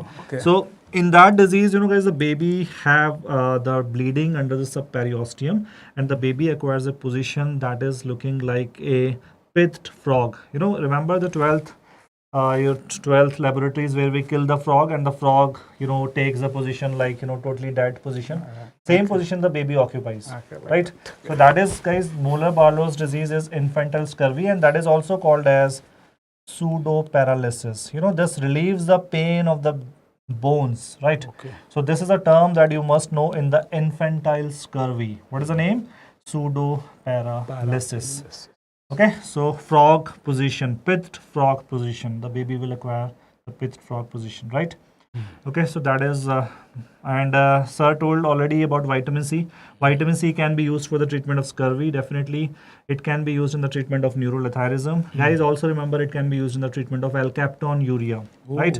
The only treatment that you can give to a patient of alkaptonuria, that is black urine disease, that is the vitamin C or the ascorbic acid, right? And guys, C for vitamin C is very important for collagen. C for collagen, collagen synthesis, right? That you must always remember. And guys, remember one more thing that I want to add here that can be a question, right? In future exams again, it had been asked already, that which vitamin has pro-oxidant effect? Okay, pro-oxidant effect. So I just want you to not miss this point also. What is the pro-oxidant effect? Means, guys, vitamin C and E, we generally say these are antioxidants, but in high doses, right? So vitamin C in high dose plus some metals like copper and iron, if they are given together, guys, this can actually cause more damage than the help, right? high dose of both metals and vitamin C, like iron in very high dose and vitamin C in very high dose. High dose means more than even the 4 tablets, that is 200 milligrams per day, 2 grams per day. You know, that is called as high dose. You know why, guys? Because if you remember the Fenton's reaction, right? So in the Fenton's reaction, we take Fe2 plus and hydrogen peroxide, and this generates the hydroxyl ion, which is the most damaging to our body, and Fe3 plus. So guys, this Fe3 plus can be converted back to the Fe2 plus in the presence of high amount of vitamin C. So this will keep the reaction in the forward direction and keeps on making this very dangerous reactive oxygen species which damages our body. So, you know, during COVID, a lot of people took the high doses of vitamin C. So that is actually a toxic dose. You know, 4 tablets per day is even toxic. Like, you know, that will make 2000 milligrams. And that is a toxic dose.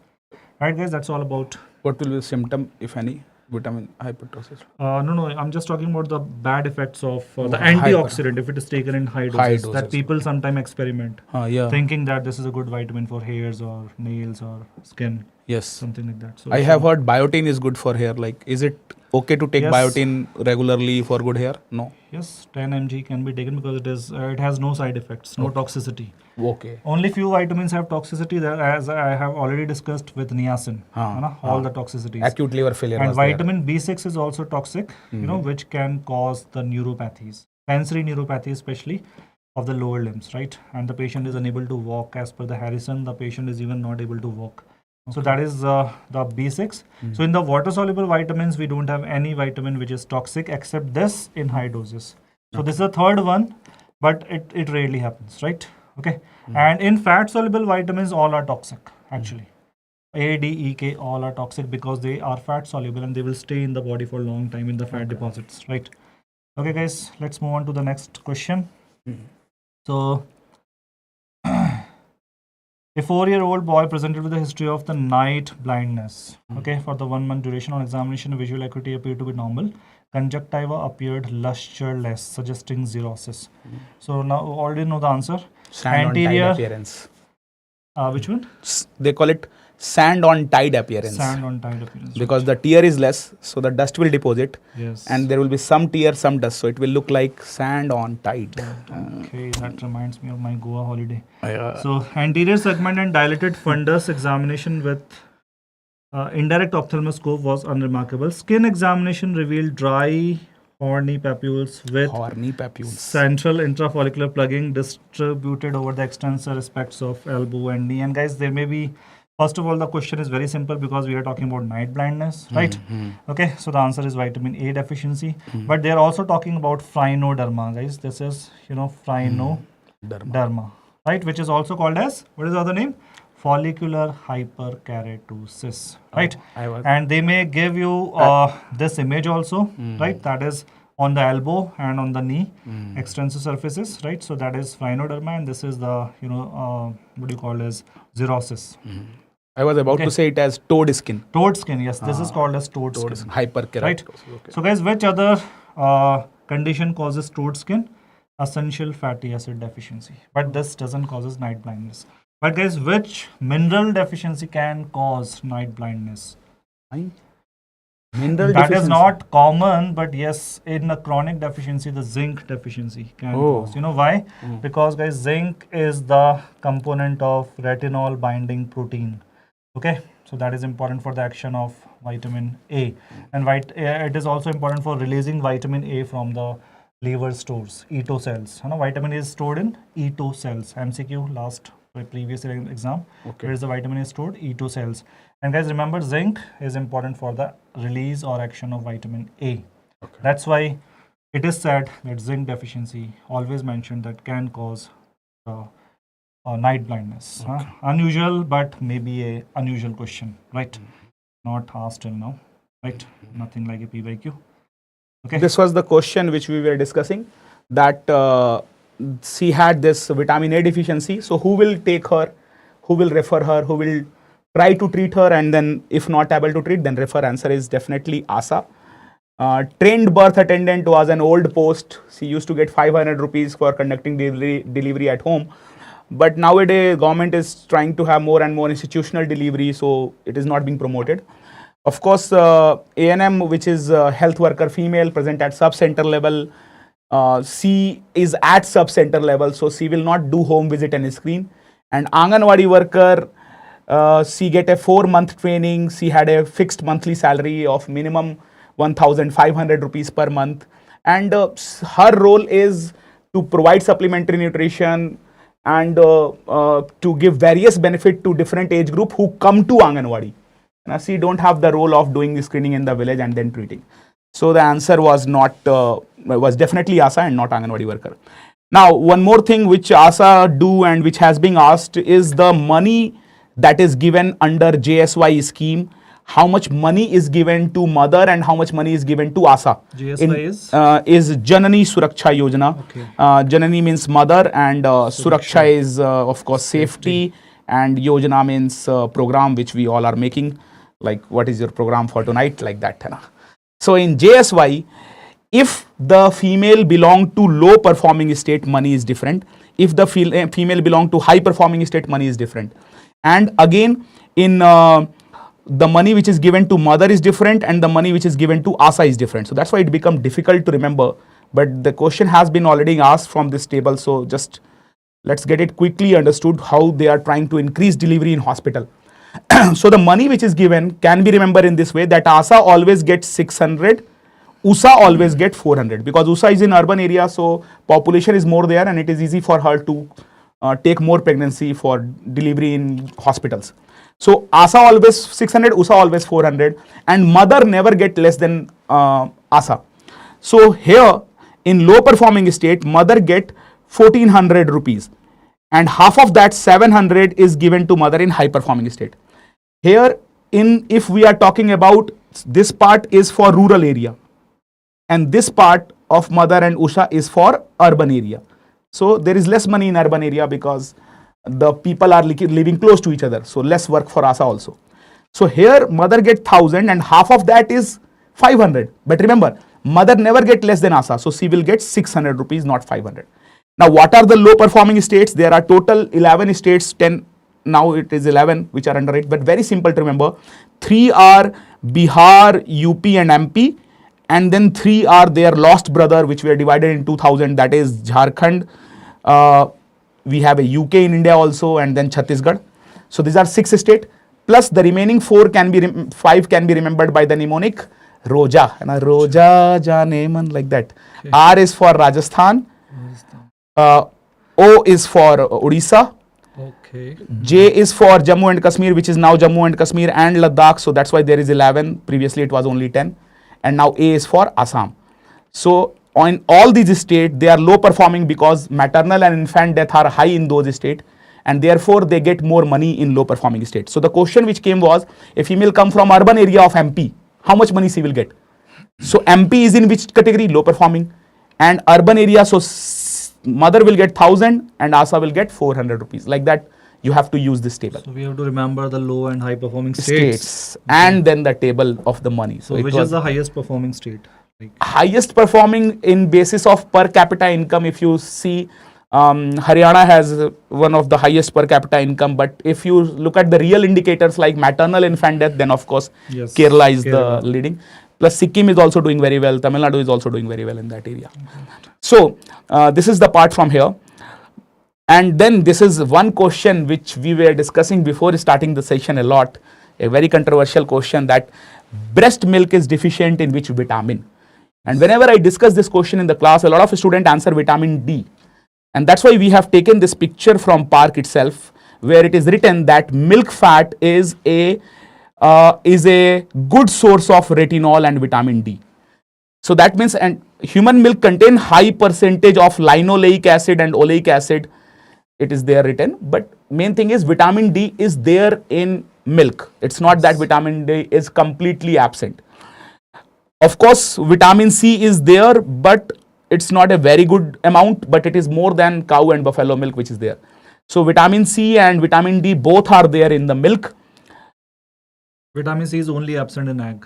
That is also a point being here, that egg contain all the nutrient except carbohydrate and vitamin C. The first line itself says that egg do not have vitamin C. Vitamin C is there in milk and vitamin D is also there in milk, but less in amount, but they are there. So vitamin D and vitamin C is now out of question. Vitamin A is definitely there in milk. It is mentioned. And what is the answer? If they ask the deficient part, answer will be vitamin K. Very good, sir. Definitely we agree there. Because vitamin K is also present in human milk, but in very, very less amount. So you can call it as deficient. Better answer is definitely vitamin K. And guys, vitamin K is something which is always required for, as you know, the purpose of the vitamin K, that is coagulation factor activation. So that is the reason every baby who is born right in the hospital setup is given at least 1 milligram of vitamin K within 6 hours of birth. There are three reasons for that. Breast milk, as we are discussing, there is no vitamin K in the breast milk. Second, placenta transfer is very, very low. And the third point is that the gut microbes which can synthesize vitamin K are absent in the newborn's gut. So newborn gut is sterile, having no microbes actually. So they will take almost 1 to 2 months. So that is why, to prevent any complication of bleeding, every child born within 6 hours or within few hours of the birth are given vitamin K. Intramuscularly and anterolateral aspect of thigh. Very good. Right. So that is our controversial question. Now let's go to the question of sir itself. Nasal bleeding itself, we are now, I think, coming back to vitamin K. So actually, I think we forgot to hide this point. So it is already visible. No problem. So actually, guys, nothing. This is a question which is actually a vitamin E toxicity which never being asked till now. But I feel this is one of the important points that we should all know. Right, I always teach this point in the classes, but just to make it more highlighted, I am just writing it. So the patient present with nasal bleeding and the tarry black stool, so that suggests the bleeding, right? Okay, so he had taking painkillers and the vitamin E, 600 mg BD, right? So guys, that is actually a very, very high dose, and he might be taking it for hair loss. So he might be taking it for a long time, right? Okay, so he had mild anemia with a normal platelet count, thrombin time, and prolonged bleeding and APTT and prothrombin time. So prothrombin time is one of the tests for vitamin K that we all know. 9 to 11 seconds is normal. So that is prolonged here, right? So now they found that there is a deficiency of factor 2 and 9, right? So that means 2, 7, 9 and 10. These are vitamin K dependent factors. 2 is like prothrombin. And they have also mentioned a name. I have not written the full form here, knowingly, because we should know this short form also. That is prothrombin, right? This is prothrombin induced by vitamin K absence, right? Guys, that is also called as des-carboxy, okay, des-carboxy prothrombin, right? PT likha hai maine. This des-carboxy prothrombin. So that is a prothrombin which is having less amount of carboxylation. So that is induced by the vitamin K absence. So guys, this is the latest marker in the vitamin K deficiency. That is PIVKA2. Though it is not done because of the cost factors, but yes, it is one of the very sensitive marker. Okay, so this is also increased. So you must know not just PT, you must know that PIVKA2. Prothrombin induced by vitamin K absence. 2 means factor 2, that is prothrombin. Right? Okay. So guys, above case suggests. So actually it is a vitamin K deficiency. But if the question says that this is a case of which vitamin toxicity, so don't mark vitamin K toxicity, because this is vitamin, because while setting an exam, I will be thinking of only vitamin K and mark vitamin K. See, vitamin E was taken. And guys, vitamin E, what is the problem with the vitamin E is that vitamin E inhibits the platelet aggregation. So please add this to your notes, right? If it is not there, right? So the various research publication mentioned that they inhibit the enzymes also which are causing carboxylation of the factor number 2799. So what is the name of vitamin K dependent enzyme? Gamma glutamyl carboxylase. As I told you with biotin already, gamma glutamyl carboxylase. So guys, these are the factors 2, 7, 9, 10 which are dependent on carboxylation. Why? Because carboxylation provides negative charge and help in the calcium chelation. So that is why. Okay. And guys, what is the toxicity of vitamin K? Toxicity of vitamin K is the hemorrhages, right? It is actually hemolytic anemia, not hemorrhages, sorry. It is hemolytic anemias. Why? Because vitamin K binds with the SH groups of glutathione and deplete them. So which is a very important antioxidant, glutathione. So hemolytic anemia is a toxicity, and hemorrhagic disease of newborn is a deficiency. So don't confuse, right? Hemolytic anemia is caused. What is the toxicity of vitamin A? The vitamin A toxicity causes pseudotumor cerebri, so features of raised ICT, intracranial tension, and also the lysosomal membrane damage. I'm talking about vitamin A, right? And let's take some question on other vitamin toxicity. So guys, this is vitamin E toxicity. What is a vitamin E deficiency causes? Vitamin E deficiency causes the premature. You said something with premature with vitamin E toxicity. Actually vitamin E deficiency. Right? It's a deficiency. Huh? So vitamin E deficiency causes the ataxia, right? Oh. Okay, it causes cerebellar ataxia, right? Basically, this is the one line that you should know, cerebellar ataxia. That's it. It has been asked, and this can be asked. Okay, so that's all about vitamin E, and vitamin is the most potent antioxidant. Okay, okay guys, which okay, fine. Which vitamin controls the gene expression? So even vitamin D and vitamin A both are answer, and vitamin A controls the homeobox genes, right? It contains the genes during the embryogenesis. Remember always. Homeobox genes. So that is why excess amount of vitamin A during pregnancy causes teratogenicity. So that is the only vitamin which is teratogenic. You know, that is why you suggest the patient not to take high doses of vitamin A during pregnancy. Okay. Right? Because vitamin A is teratogenic, right? Oh. And it controls which genes? Homeobox genes, which helps in the patterning of the body, anterior, posterior, caudal, cranial, you know, which part, where to go. So that is that is vitamin A. Okay. So now look at this question. A male 55-year-old present with the complaints of recurrent vomiting, nausea, abdominal pain, leg cramps. So sometimes, you know, we are not even reading them, but we should, right guys? Don't jump to the conclusions very fast. You know, like in this question, the previous question, the option may be just vitamin K toxicity, and many people can mark because they will not find the vitamin K deficiency. I mean, like in the option. So, right. So 55-year-old, so present with these features, which includes diarrhea, polyuria, dehydration, etc. He experienced the complaints almost for 2.5 months, with the onset noticed approximately 3 weeks after commencing a vitamin therapy on the advice of a nutritionist. Okay. So actually they are talking about again a toxicity of some vitamin, right? Now, initial site of the blood test reveals elevated serum calcium. So, serum calcium was high. So, guys, can you tell me the answer? Which vitamin toxicity causes hypercalcemia? And guys, dehydration, polyuria, etc. are all features of the hypercalcemia. Though they have not mentioned the ECG changes here, but fine. We are not going too deep into the medicine here. But what is the answer here? High serum calcium. And there is also because of high calcium for such a long time, there may be acute kidney injury that is causing high urea and creatinine. So guys, the answer of this question is vitamin D. The vitamin which absorbs calcium. So that's why hypercalcemia, right? So we will mark the vitamin D as the best answer here. Right, guys? Yeah. So hypercalcemia, right? That is the answer, and that causes dehydration and these features, because high calcium prevents the tubules to reabsorb the water, right? And that's why the dehydration appears here. So how to treat it? Just start with the hyperhydration.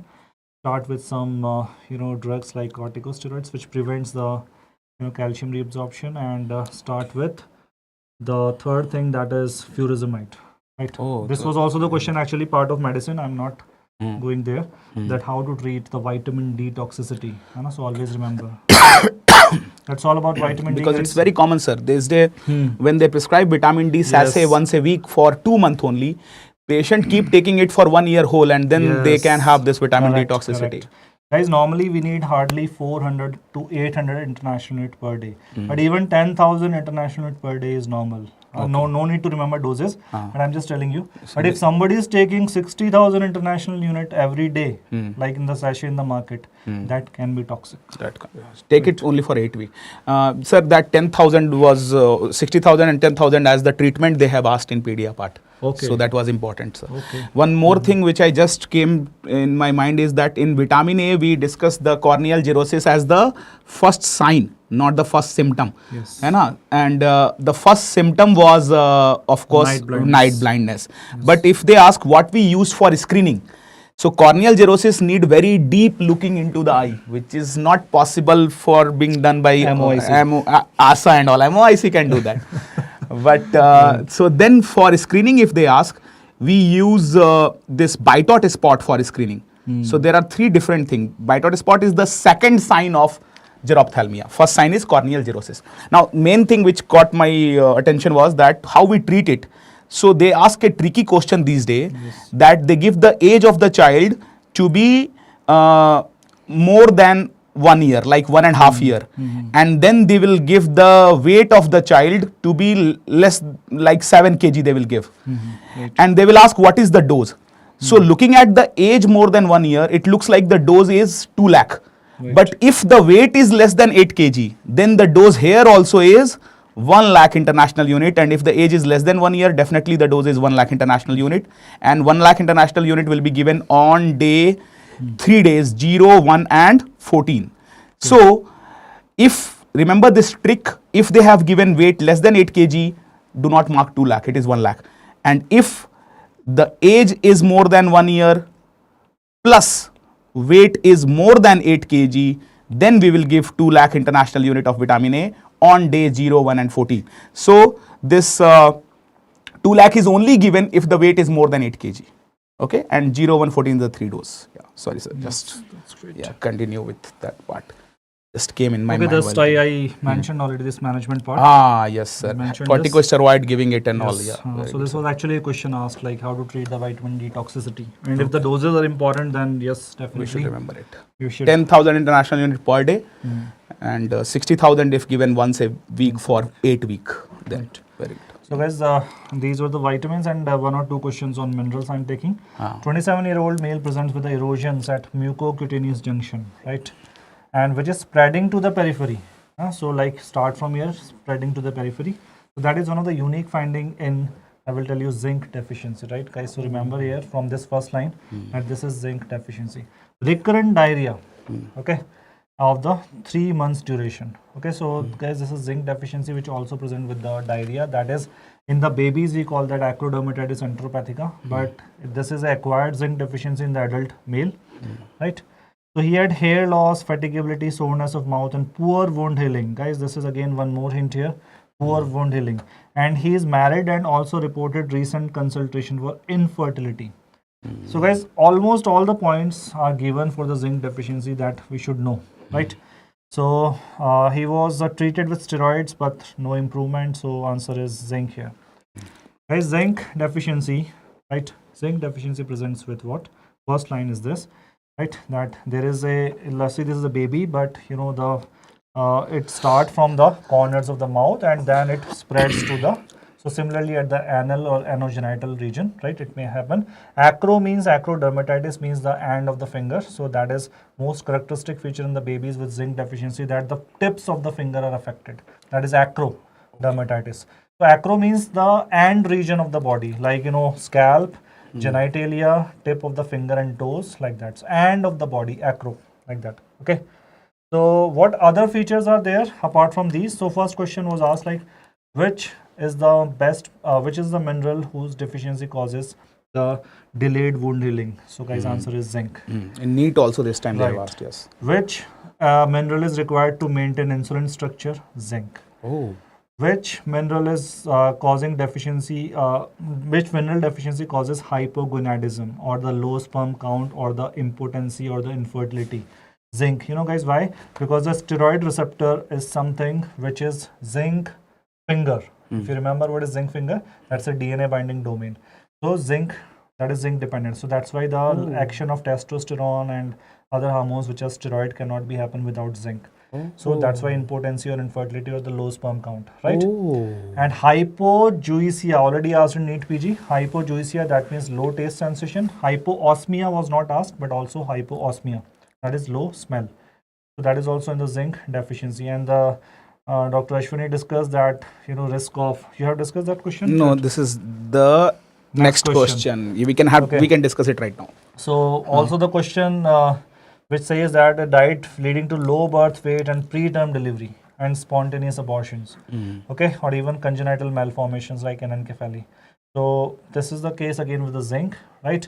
Apart from the points that I told you, right? And the disease I told you, acrodermatitis enteropathica. So what they have asked commonly is acrodermatitis enteropathica. All the points that I told you actually, right, have been asked, and this is the question again. And I told you in the beginning that which mineral deficiency causes the decreased adaptation to the night vision. So that is night blindness kind of symptoms. So again, zinc. Oh, That is again, I told you, because it's a part of retinol binding protein. binding protein, yes. Okay, so we can come back here, but guys, this is what the zinc deficiency appear as, right? You want to add something here? Just wanted to ask you itself that any problem with zinc toxicity? Like, no, na? No, there is Zinc, no rarely reported zinc toxicity. Only this may be present in the people who are working in some industries where there are fumes with the zinc. That is very rare, but they don't have any specified name or symptoms. Okay. Yes, okay. And that lead That is- poisoning also most That is commonly occur by occupational inhalation. hazard, right? So that's not my domain. Yeah, I mean, like, I was just about to adding that inhalation is the most common route of yes, lead yes. poisoning also, which has this blue color Baltonian line, Baltonian basophilic lines. stapling, and EDTA is the drug of choice for that treatment of. Yes, EDTA, hyperlipidemia. and we can also use dimer-caprol. Okay, okay. That is BAL, British anti-leucite. Anti-leucite. Okay. Actually, that was a question that which of the following drug can be used in the management of lead toxicity? Oh, I think in the arsenic toxicity they asked recently. So that is again the same, dimer-caprol. okay. Okay, I think it's dimer-caprol, EDTA for lead. For lead, EDTA, and for arsenic, dimer-caprol. Dimer-caprol. Okay. Okay, so 5-month-old previously healthy boy presented with the acute onset of recurrent seizures, which is followed by neurodevelopment deterioration and kinky hair. So guys, Kinky hair. if you remember, see, the point is not knowing many things, knowing the key points. Like in the vitamin C, it was a corkscrew hairs, right? Even if the blah blah blah was mentioned, and if you find corkscrew, it's a scurvy. Similarly, if you find kinky hair, it's Menkes disease or the Menkes kinky hair syndrome. Kinky manky. Right, yes. Yes, kinky Menkes. Very kinky. So Menkes disease. Okay. Right. So hypopigmentation with fragility, and the hairs feel like a steel wire. Okay. And there is a very low ceruloplasmin on investigation, and tortuosity of the intracranial vessels, right? And white matter changes. So guys, the answer you must be knowing already. If we have Mental disease, what is the thing? Sir, for there is a question from Dr. Sri Lakshmi R that sir, for acrodermatitis enteropathica, what is the treatment dose of zinc? So when it comes to the treatment dose, if you that is 20 milligram, milligrams. and it all depends on age also. If the age is less than 1 year, then we give half the dose, 10 milligram per day. And if the age is more than 1 year, remember here it is not 2 year. For albendazole, the cutoff is 2 year. Less than 2 year, 200 milligram. More than 2 year, 400 milligram. But for zinc deficiency, it is the cutoff is 1 year. More than 1 year, we give 20 milligram per day. And of course, it is given for 14 days in treatment of diarrhea, which also lead to zinc deficiency, because in diarrhea, the cilia part of the intestine will be washed off, so the absorption area will be less, and zinc deficiency will occur there. Yes. So whenever there is zinc deficiency, the dose we give is 10 milligram per kg or 20 milligram, depending age is less than 1 year or more than 1 year. Thank you so much for asking it. Very good, Dr. Srilakshmi. Ankit Sharma had given the correct answer last time. Arun has given the answer last time also correct. Very good, dear. Keep answering. Very good. Best, yeah. So ATP7A, guys. So let me just summarize it. This is the Menkes disease, right? And guys, in the Menkes disease, देखो C for copper, है ना? कैसे याद रखना? C for copper. C for copper, C for collagen cross-link, right? So collagen cross-link, the name of enzyme is lysyl oxidase. So that is collagen cross-linking. So because of weak collagen, there is tortuosity of the blood vessels.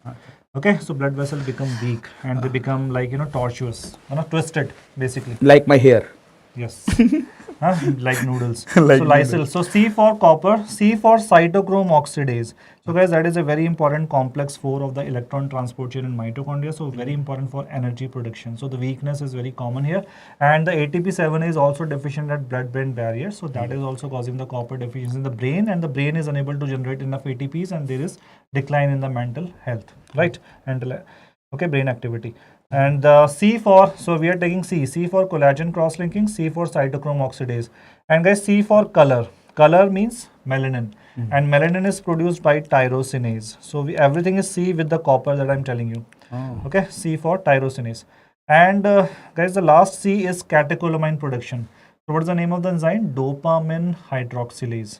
Okay, so catecholamines like norepinephrine, which are required in, as you know, like as a very important hormone during the, like even these patients have, let's say, hypotension, like when they stand up suddenly from the seat. So that is dopamine hydroxylase, which is required for the synthesis of the synthesis of the catecholamines. So these are the points that we should know about. First, the C for copper. And guys, these are the steel colored or hypopigmented. Hypopigmentation because of color, na? So steel colored kinky hairs. Kinky means when they are observed under the microscope, they have these twists. That is also called as pili torti, right? Tortuous means twisted hairs, or broken, easily broken. So pili torti. So guys, that is the copper that you should know, and that is Menkes disease. So how to identify Menkes disease? Kinky hair word and very low ceruloplasmin.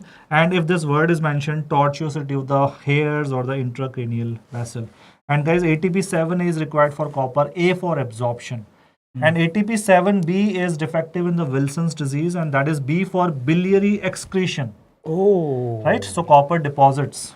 So in the Wilson's, copper excess. In the Menkes, copper deficiency. Okay. But guys, so this much that is more than sufficient, right? Pili torti was asked as a question like which metal deficiency causes pili torti. So copper will be the answer. Remember Menkes kinky here, right? Okay. Guys, Keshan disease. Acha, we discussed zinc, lot of zinc. Can you name me one enzyme which is zinc dependent that you must never forget? And guys, that has been asked several times in previous NEET PG exams. So that is alcohol dehydrogenase. Oh. Don't forget the very important name, alcohol dehydrogenase. And second is carbonic dehydrogenase. And there are 298 more. So just remember these two because there are 300 enzymes which are zinc dependent. Okay, guys, Keshan disease is selenium deficiency, right? Okay. And it is said to be caused by Coxsackie virus infection, right, of the selenium deficient weak cardiomyocytes. So it's a kind of cardiomyopathy. Okay. Right? And it was so question is, selenium is not an essential cofactor for which enzyme? So it is for which enzyme? Answer is B. Right? I mean, sorry. Which is not the selenium dependent? So answer is A. Right? Okay. Rest all, guys, these three are selenium dependent enzyme. They all need selenium. That is glutathione peroxidase, which breaks the hydrogen peroxide, deiodinase, which converts T4 to T3 hormones, and thioredoxin reductase, that is required in purine and pyrimidine synthesis. Right? Okay. So that is Keshan's disease. Guys, can you name me one more disease which is because of selenium deficiency, and that is called as Kashin-Back's disease? Guys, that is also seen in the regions of Himalaya, right? We can say like the in the Nepal region of the or the China region of the world, right? So that is Kashin-Back's disease that present with osteochondropathy. It looks like fluorosis actually initially, but it is actually a disease of osteochondrocytes, osteochondropathy. Right, guys, remember at least the name never being asked, but you should know because they have every time they ask the selenium, that is this. And guys, selenium is, the same question I can ask you, that which of the following enzyme is selenocysteine dependent? Yeah, which of the following protein contains selenocysteine? So guys, don't get distracted that this question is not on selenium, but some amino acid. Selenocysteine is same as selenium because it has selenium, na? Okay. So the same three enzymes also has selenocysteine, which is actually a co-translational modification of the which amino acid? Serine. Which co-translational modification. Okay, guys, that's all about selenium. Fine. Okay. Now this is this is one who makes plan for village health or who celebrate village nutrition day. This village nutrition day is known as Mamta Divas. Mamta Divas. Haan. And Mamta Divas is celebrated once a month. So, sir, can you guess in which state they are celebrating Mamta Divas the most? I hope it's not West Bengal. We all guess West Bengal, but the correct answer is Gujarat. Gujarat, okay. Actually, Modi is celebrating Mamta Divas. There is love in the air, sir. Actually, if you ask it from any student in the rural part of Gujarat, they will tell they have village nutrition day once a month. So in village nutrition day, of course, ASA and Anganwadi worker have their role. Plus village health sanitation committee help them to coordinate it. And village health sanitation committee make plan for village health, and they also make village action plan. So this is the work of VHSNC, village health plan and village action plan. So with this village nutrition day, they try to tell the female that what the mothers of healthy children are cooking, how they can improve their children health also. Okay. And this was there. You can take first. Yes, sir. You can take. Okay, so last 1-2 point which was there in this part is in the Anganwadi program. Anganwadi, as you all must be knowing, come under Integrated Child Development Service Scheme, ICDS. And ICDS do not come under Health Ministry, it come under Ministry of Women and Child Development. So that is why if as an MOIC, let's say sir went to the village and now want to improve Anganwadi, so that will be an example of intersectoral coordination, because Anganwadi is different ministry and PHC is health ministry. So intersectoral coordination will be, which will be one of the pillar of PHC, of course. So how much calorie and protein we give to them, that they ask in Anganwadi. Very simple to remember. There are 3 categories. One are the normal children who are between less than 6 year, but normal children. Remember, the age group for Anganwadi is up to 6 year. Okay. Then there is all the female, pregnant female, lactating female, adolescent female, who they will get the supplementary nutrition. And then there is malnourished child who will get the supplementary nutrition. So in this 3 category, there will be different amount of protein that will be given and different amount of kilocalorie that will be given. And it is very simple to remember. Protein given is 15 gram, 20 gram, 25 gram. 15, 20, 25. 15 for normal, 20 for all female, 25 for all malnourished children. Kilocalorie that is given is, kilocalorie given will be again not so difficult to remember. It will be 500, 600 and it should be 700 for the flow, but because it is malnourished child, so we give 100 kilocalorie extra and it become 800. So 5, 6, 8 is the kilocalorie and 15, 20, 25 is the protein. Okay. Now, one question which we left in between was the question from protein energy malnutrition. It was an image based question. This was the image being given. Oh, it is too far back. I should have stopped it there. No problem. We just reached there. This is the question, that if this image has been given, what is the correct thing about this child? Does he have Kwashiorkor due to less energy, or he have Kwashiorkor due to less protein, or he have Kwashiorkor due to less energy and protein, or he have marasmus due to less protein? So in this child, one thing is the protruded abdomen, second thing is the pitting edema which is there. So this is Kwashiorkor, not marasmus. And anyway, marasmus do not occur due to only protein. It is protein plus energy deficiency which lead to marasmus. Yes. And in Kwashiorkor, along with protruded abdomen and pitting edema, there will be 2-3 more things, like there will be fatty liver. Yes. Then there will be flag sign. Flag sign means there will be some hair will be brown, some will be black, so it look like flag on the head. So like phases of nutrition, like when like few days the nutrition was given good and few days the nutrition was missing. So that's why the hair's initially black and then becomes the gray and white or gray. Yeah, very that's good. That's why the flag sign. Flag sign. And the fatty liver, guys, fatty liver is simple because fat should be converted into VLDL. Fat is made in the liver and it should be converted into very low density lipoprotein for secretion. But to make VLDL, you need proteins, and proteins are missing here. Okay. So why the Kwashiorkor patient has fatty liver? Because of proteins are missing, right? Oh, okay. That was new for me to know. I missed it. Very good, sir. And if you give food to Kwashiorkor child, will he be interested in eating or not? He will not be interested in eating. He is an irritated child because due to lack of protein, the absorption is also affected and his desire to eat is also getting affected. Okay. Now, when we are discussing this Kwashiorkor, let's also discuss the criteria for SAM. When you were discussing, you write SAM somewhere. Okay. SAM, of course, stands for severe acute malnutrition, and severe acute malnutrition have 3 criteria. First, the mid-arm circumference should be less than 11.5 centimeter. It's not 12.5, 11.5. Second criteria for SAM is there should be visible edema or visible wasting, pitting edema or visible wasting should be there. And the third most important point is we call it SAM only when the weight for height is less than 3 standard deviation. Because if it is less than 2 standard deviation, it's moderate malnutrition. If it is between 2 to 3, it is moderate. If it is less than 3, then it is severe acute malnutrition, and we use weight for height in definition of severe acute malnutrition. Okay, so it should be less than -3 standard deviation. Now, sir, your question, please. So this is the last one, I think, and I just want to mention this thing, that essential fatty acid deficiency, and guys, whenever the question is asked like which is the essential fatty acid, there are two only: linoleic, that is omega-6, and linolenic, alpha linolenic, that is omega-3. So guys, most of the cases of essential fatty acid deficiency are because of linoleic acid deficiency, right? Okay, and the clinical signs are various, that there are various signs that I just want to show you.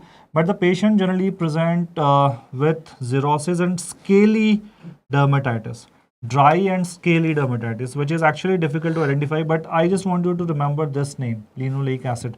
So if you look at the picture, this is the image that is in the early phase of the malnutrition, that is essential fatty acid deficiency, and in the later phase this will be causing something that some authors have described, snowflake dandruff.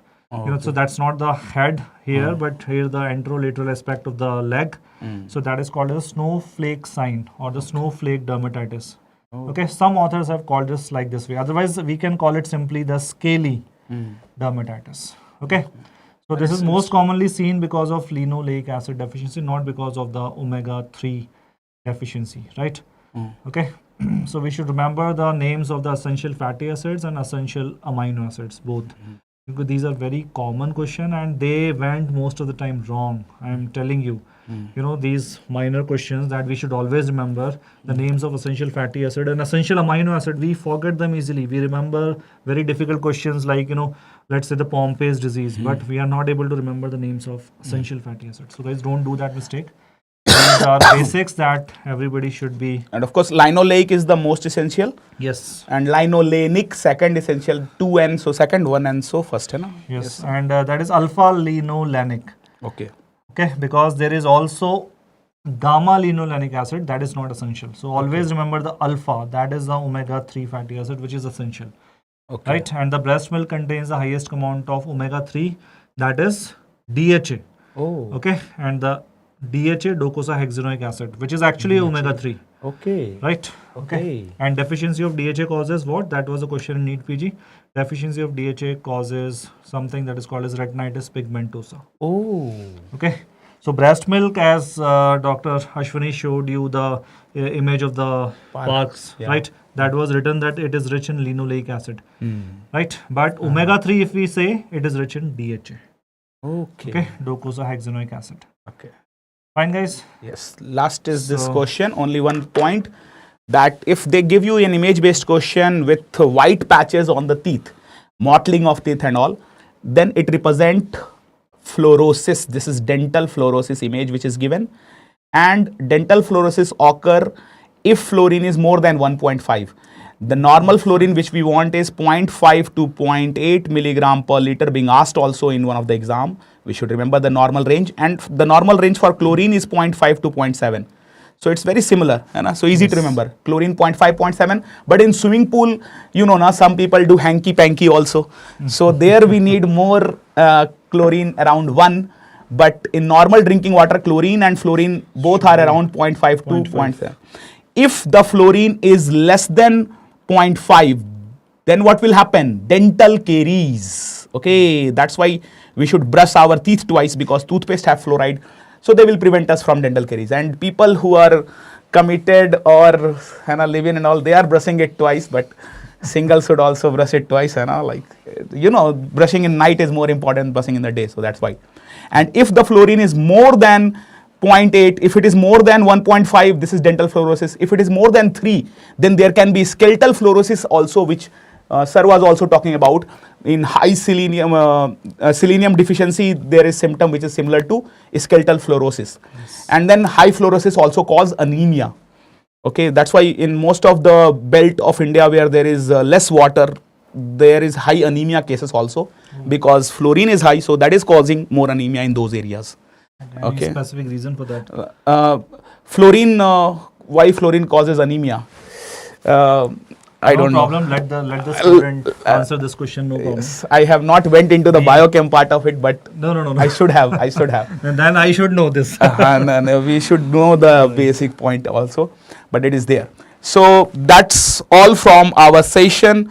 I hope this session is something which you will remember the content from, and I am very sure that especially the biochem part, I am very sure that from that I am expecting No, at no, it 2-3 is- question in your exam, because he covered quite a large number of enzymes and quite a large number of disease and image based questions. So I really It's think equally these important. are Nutrition these part are is important. always very important. Very topics. important. So guys, I suggest you to revise definitely, and then you can watch these videos again. Right? If you revise your vitamin section first or the PSM section, then just come back and watch this video again, and suggest your friends to also watch this video. Right? Okay. Sir was saying one thing, that he is planning to come back with one session on genetic. Yes, I will come back. So I will miss Dr. Ashwani there. It will be a solo session. So I'll talk about the genetics portion, right? Yeah. So the important questions on the genetics part, because INI-CET, that is the second important part that Yes, asked in and exams. of course I will also come alone one time without sir, with all the important topics that we can expect in INI-CET. Through questions we will discuss those topics, and sometime we will come back again together also. I really enjoyed this Yes. session. Thank you, sir. Seriously, Thank I you so enjoyed, much. and guys, we enjoyed, and thank you for your presence. Thank you right? for your quick response and keep- correct response. Very good. And keep following the Allen Next channel, Yeah. right? Together we can make a difference, right? Yes. Okay. Because at Allen we have the best of faculties that will help you to ace all your subjects, right? Yeah. Okay, guys. Thank you so much. Bye bye. Bye bye. Hasta la night. vista. Enjoy your match. Bye. Bye. Das If you vidaniya. are watching by chance. Bye bye. Thank you so much. Good night. All the best. Bye bye. Das vidaniya. I think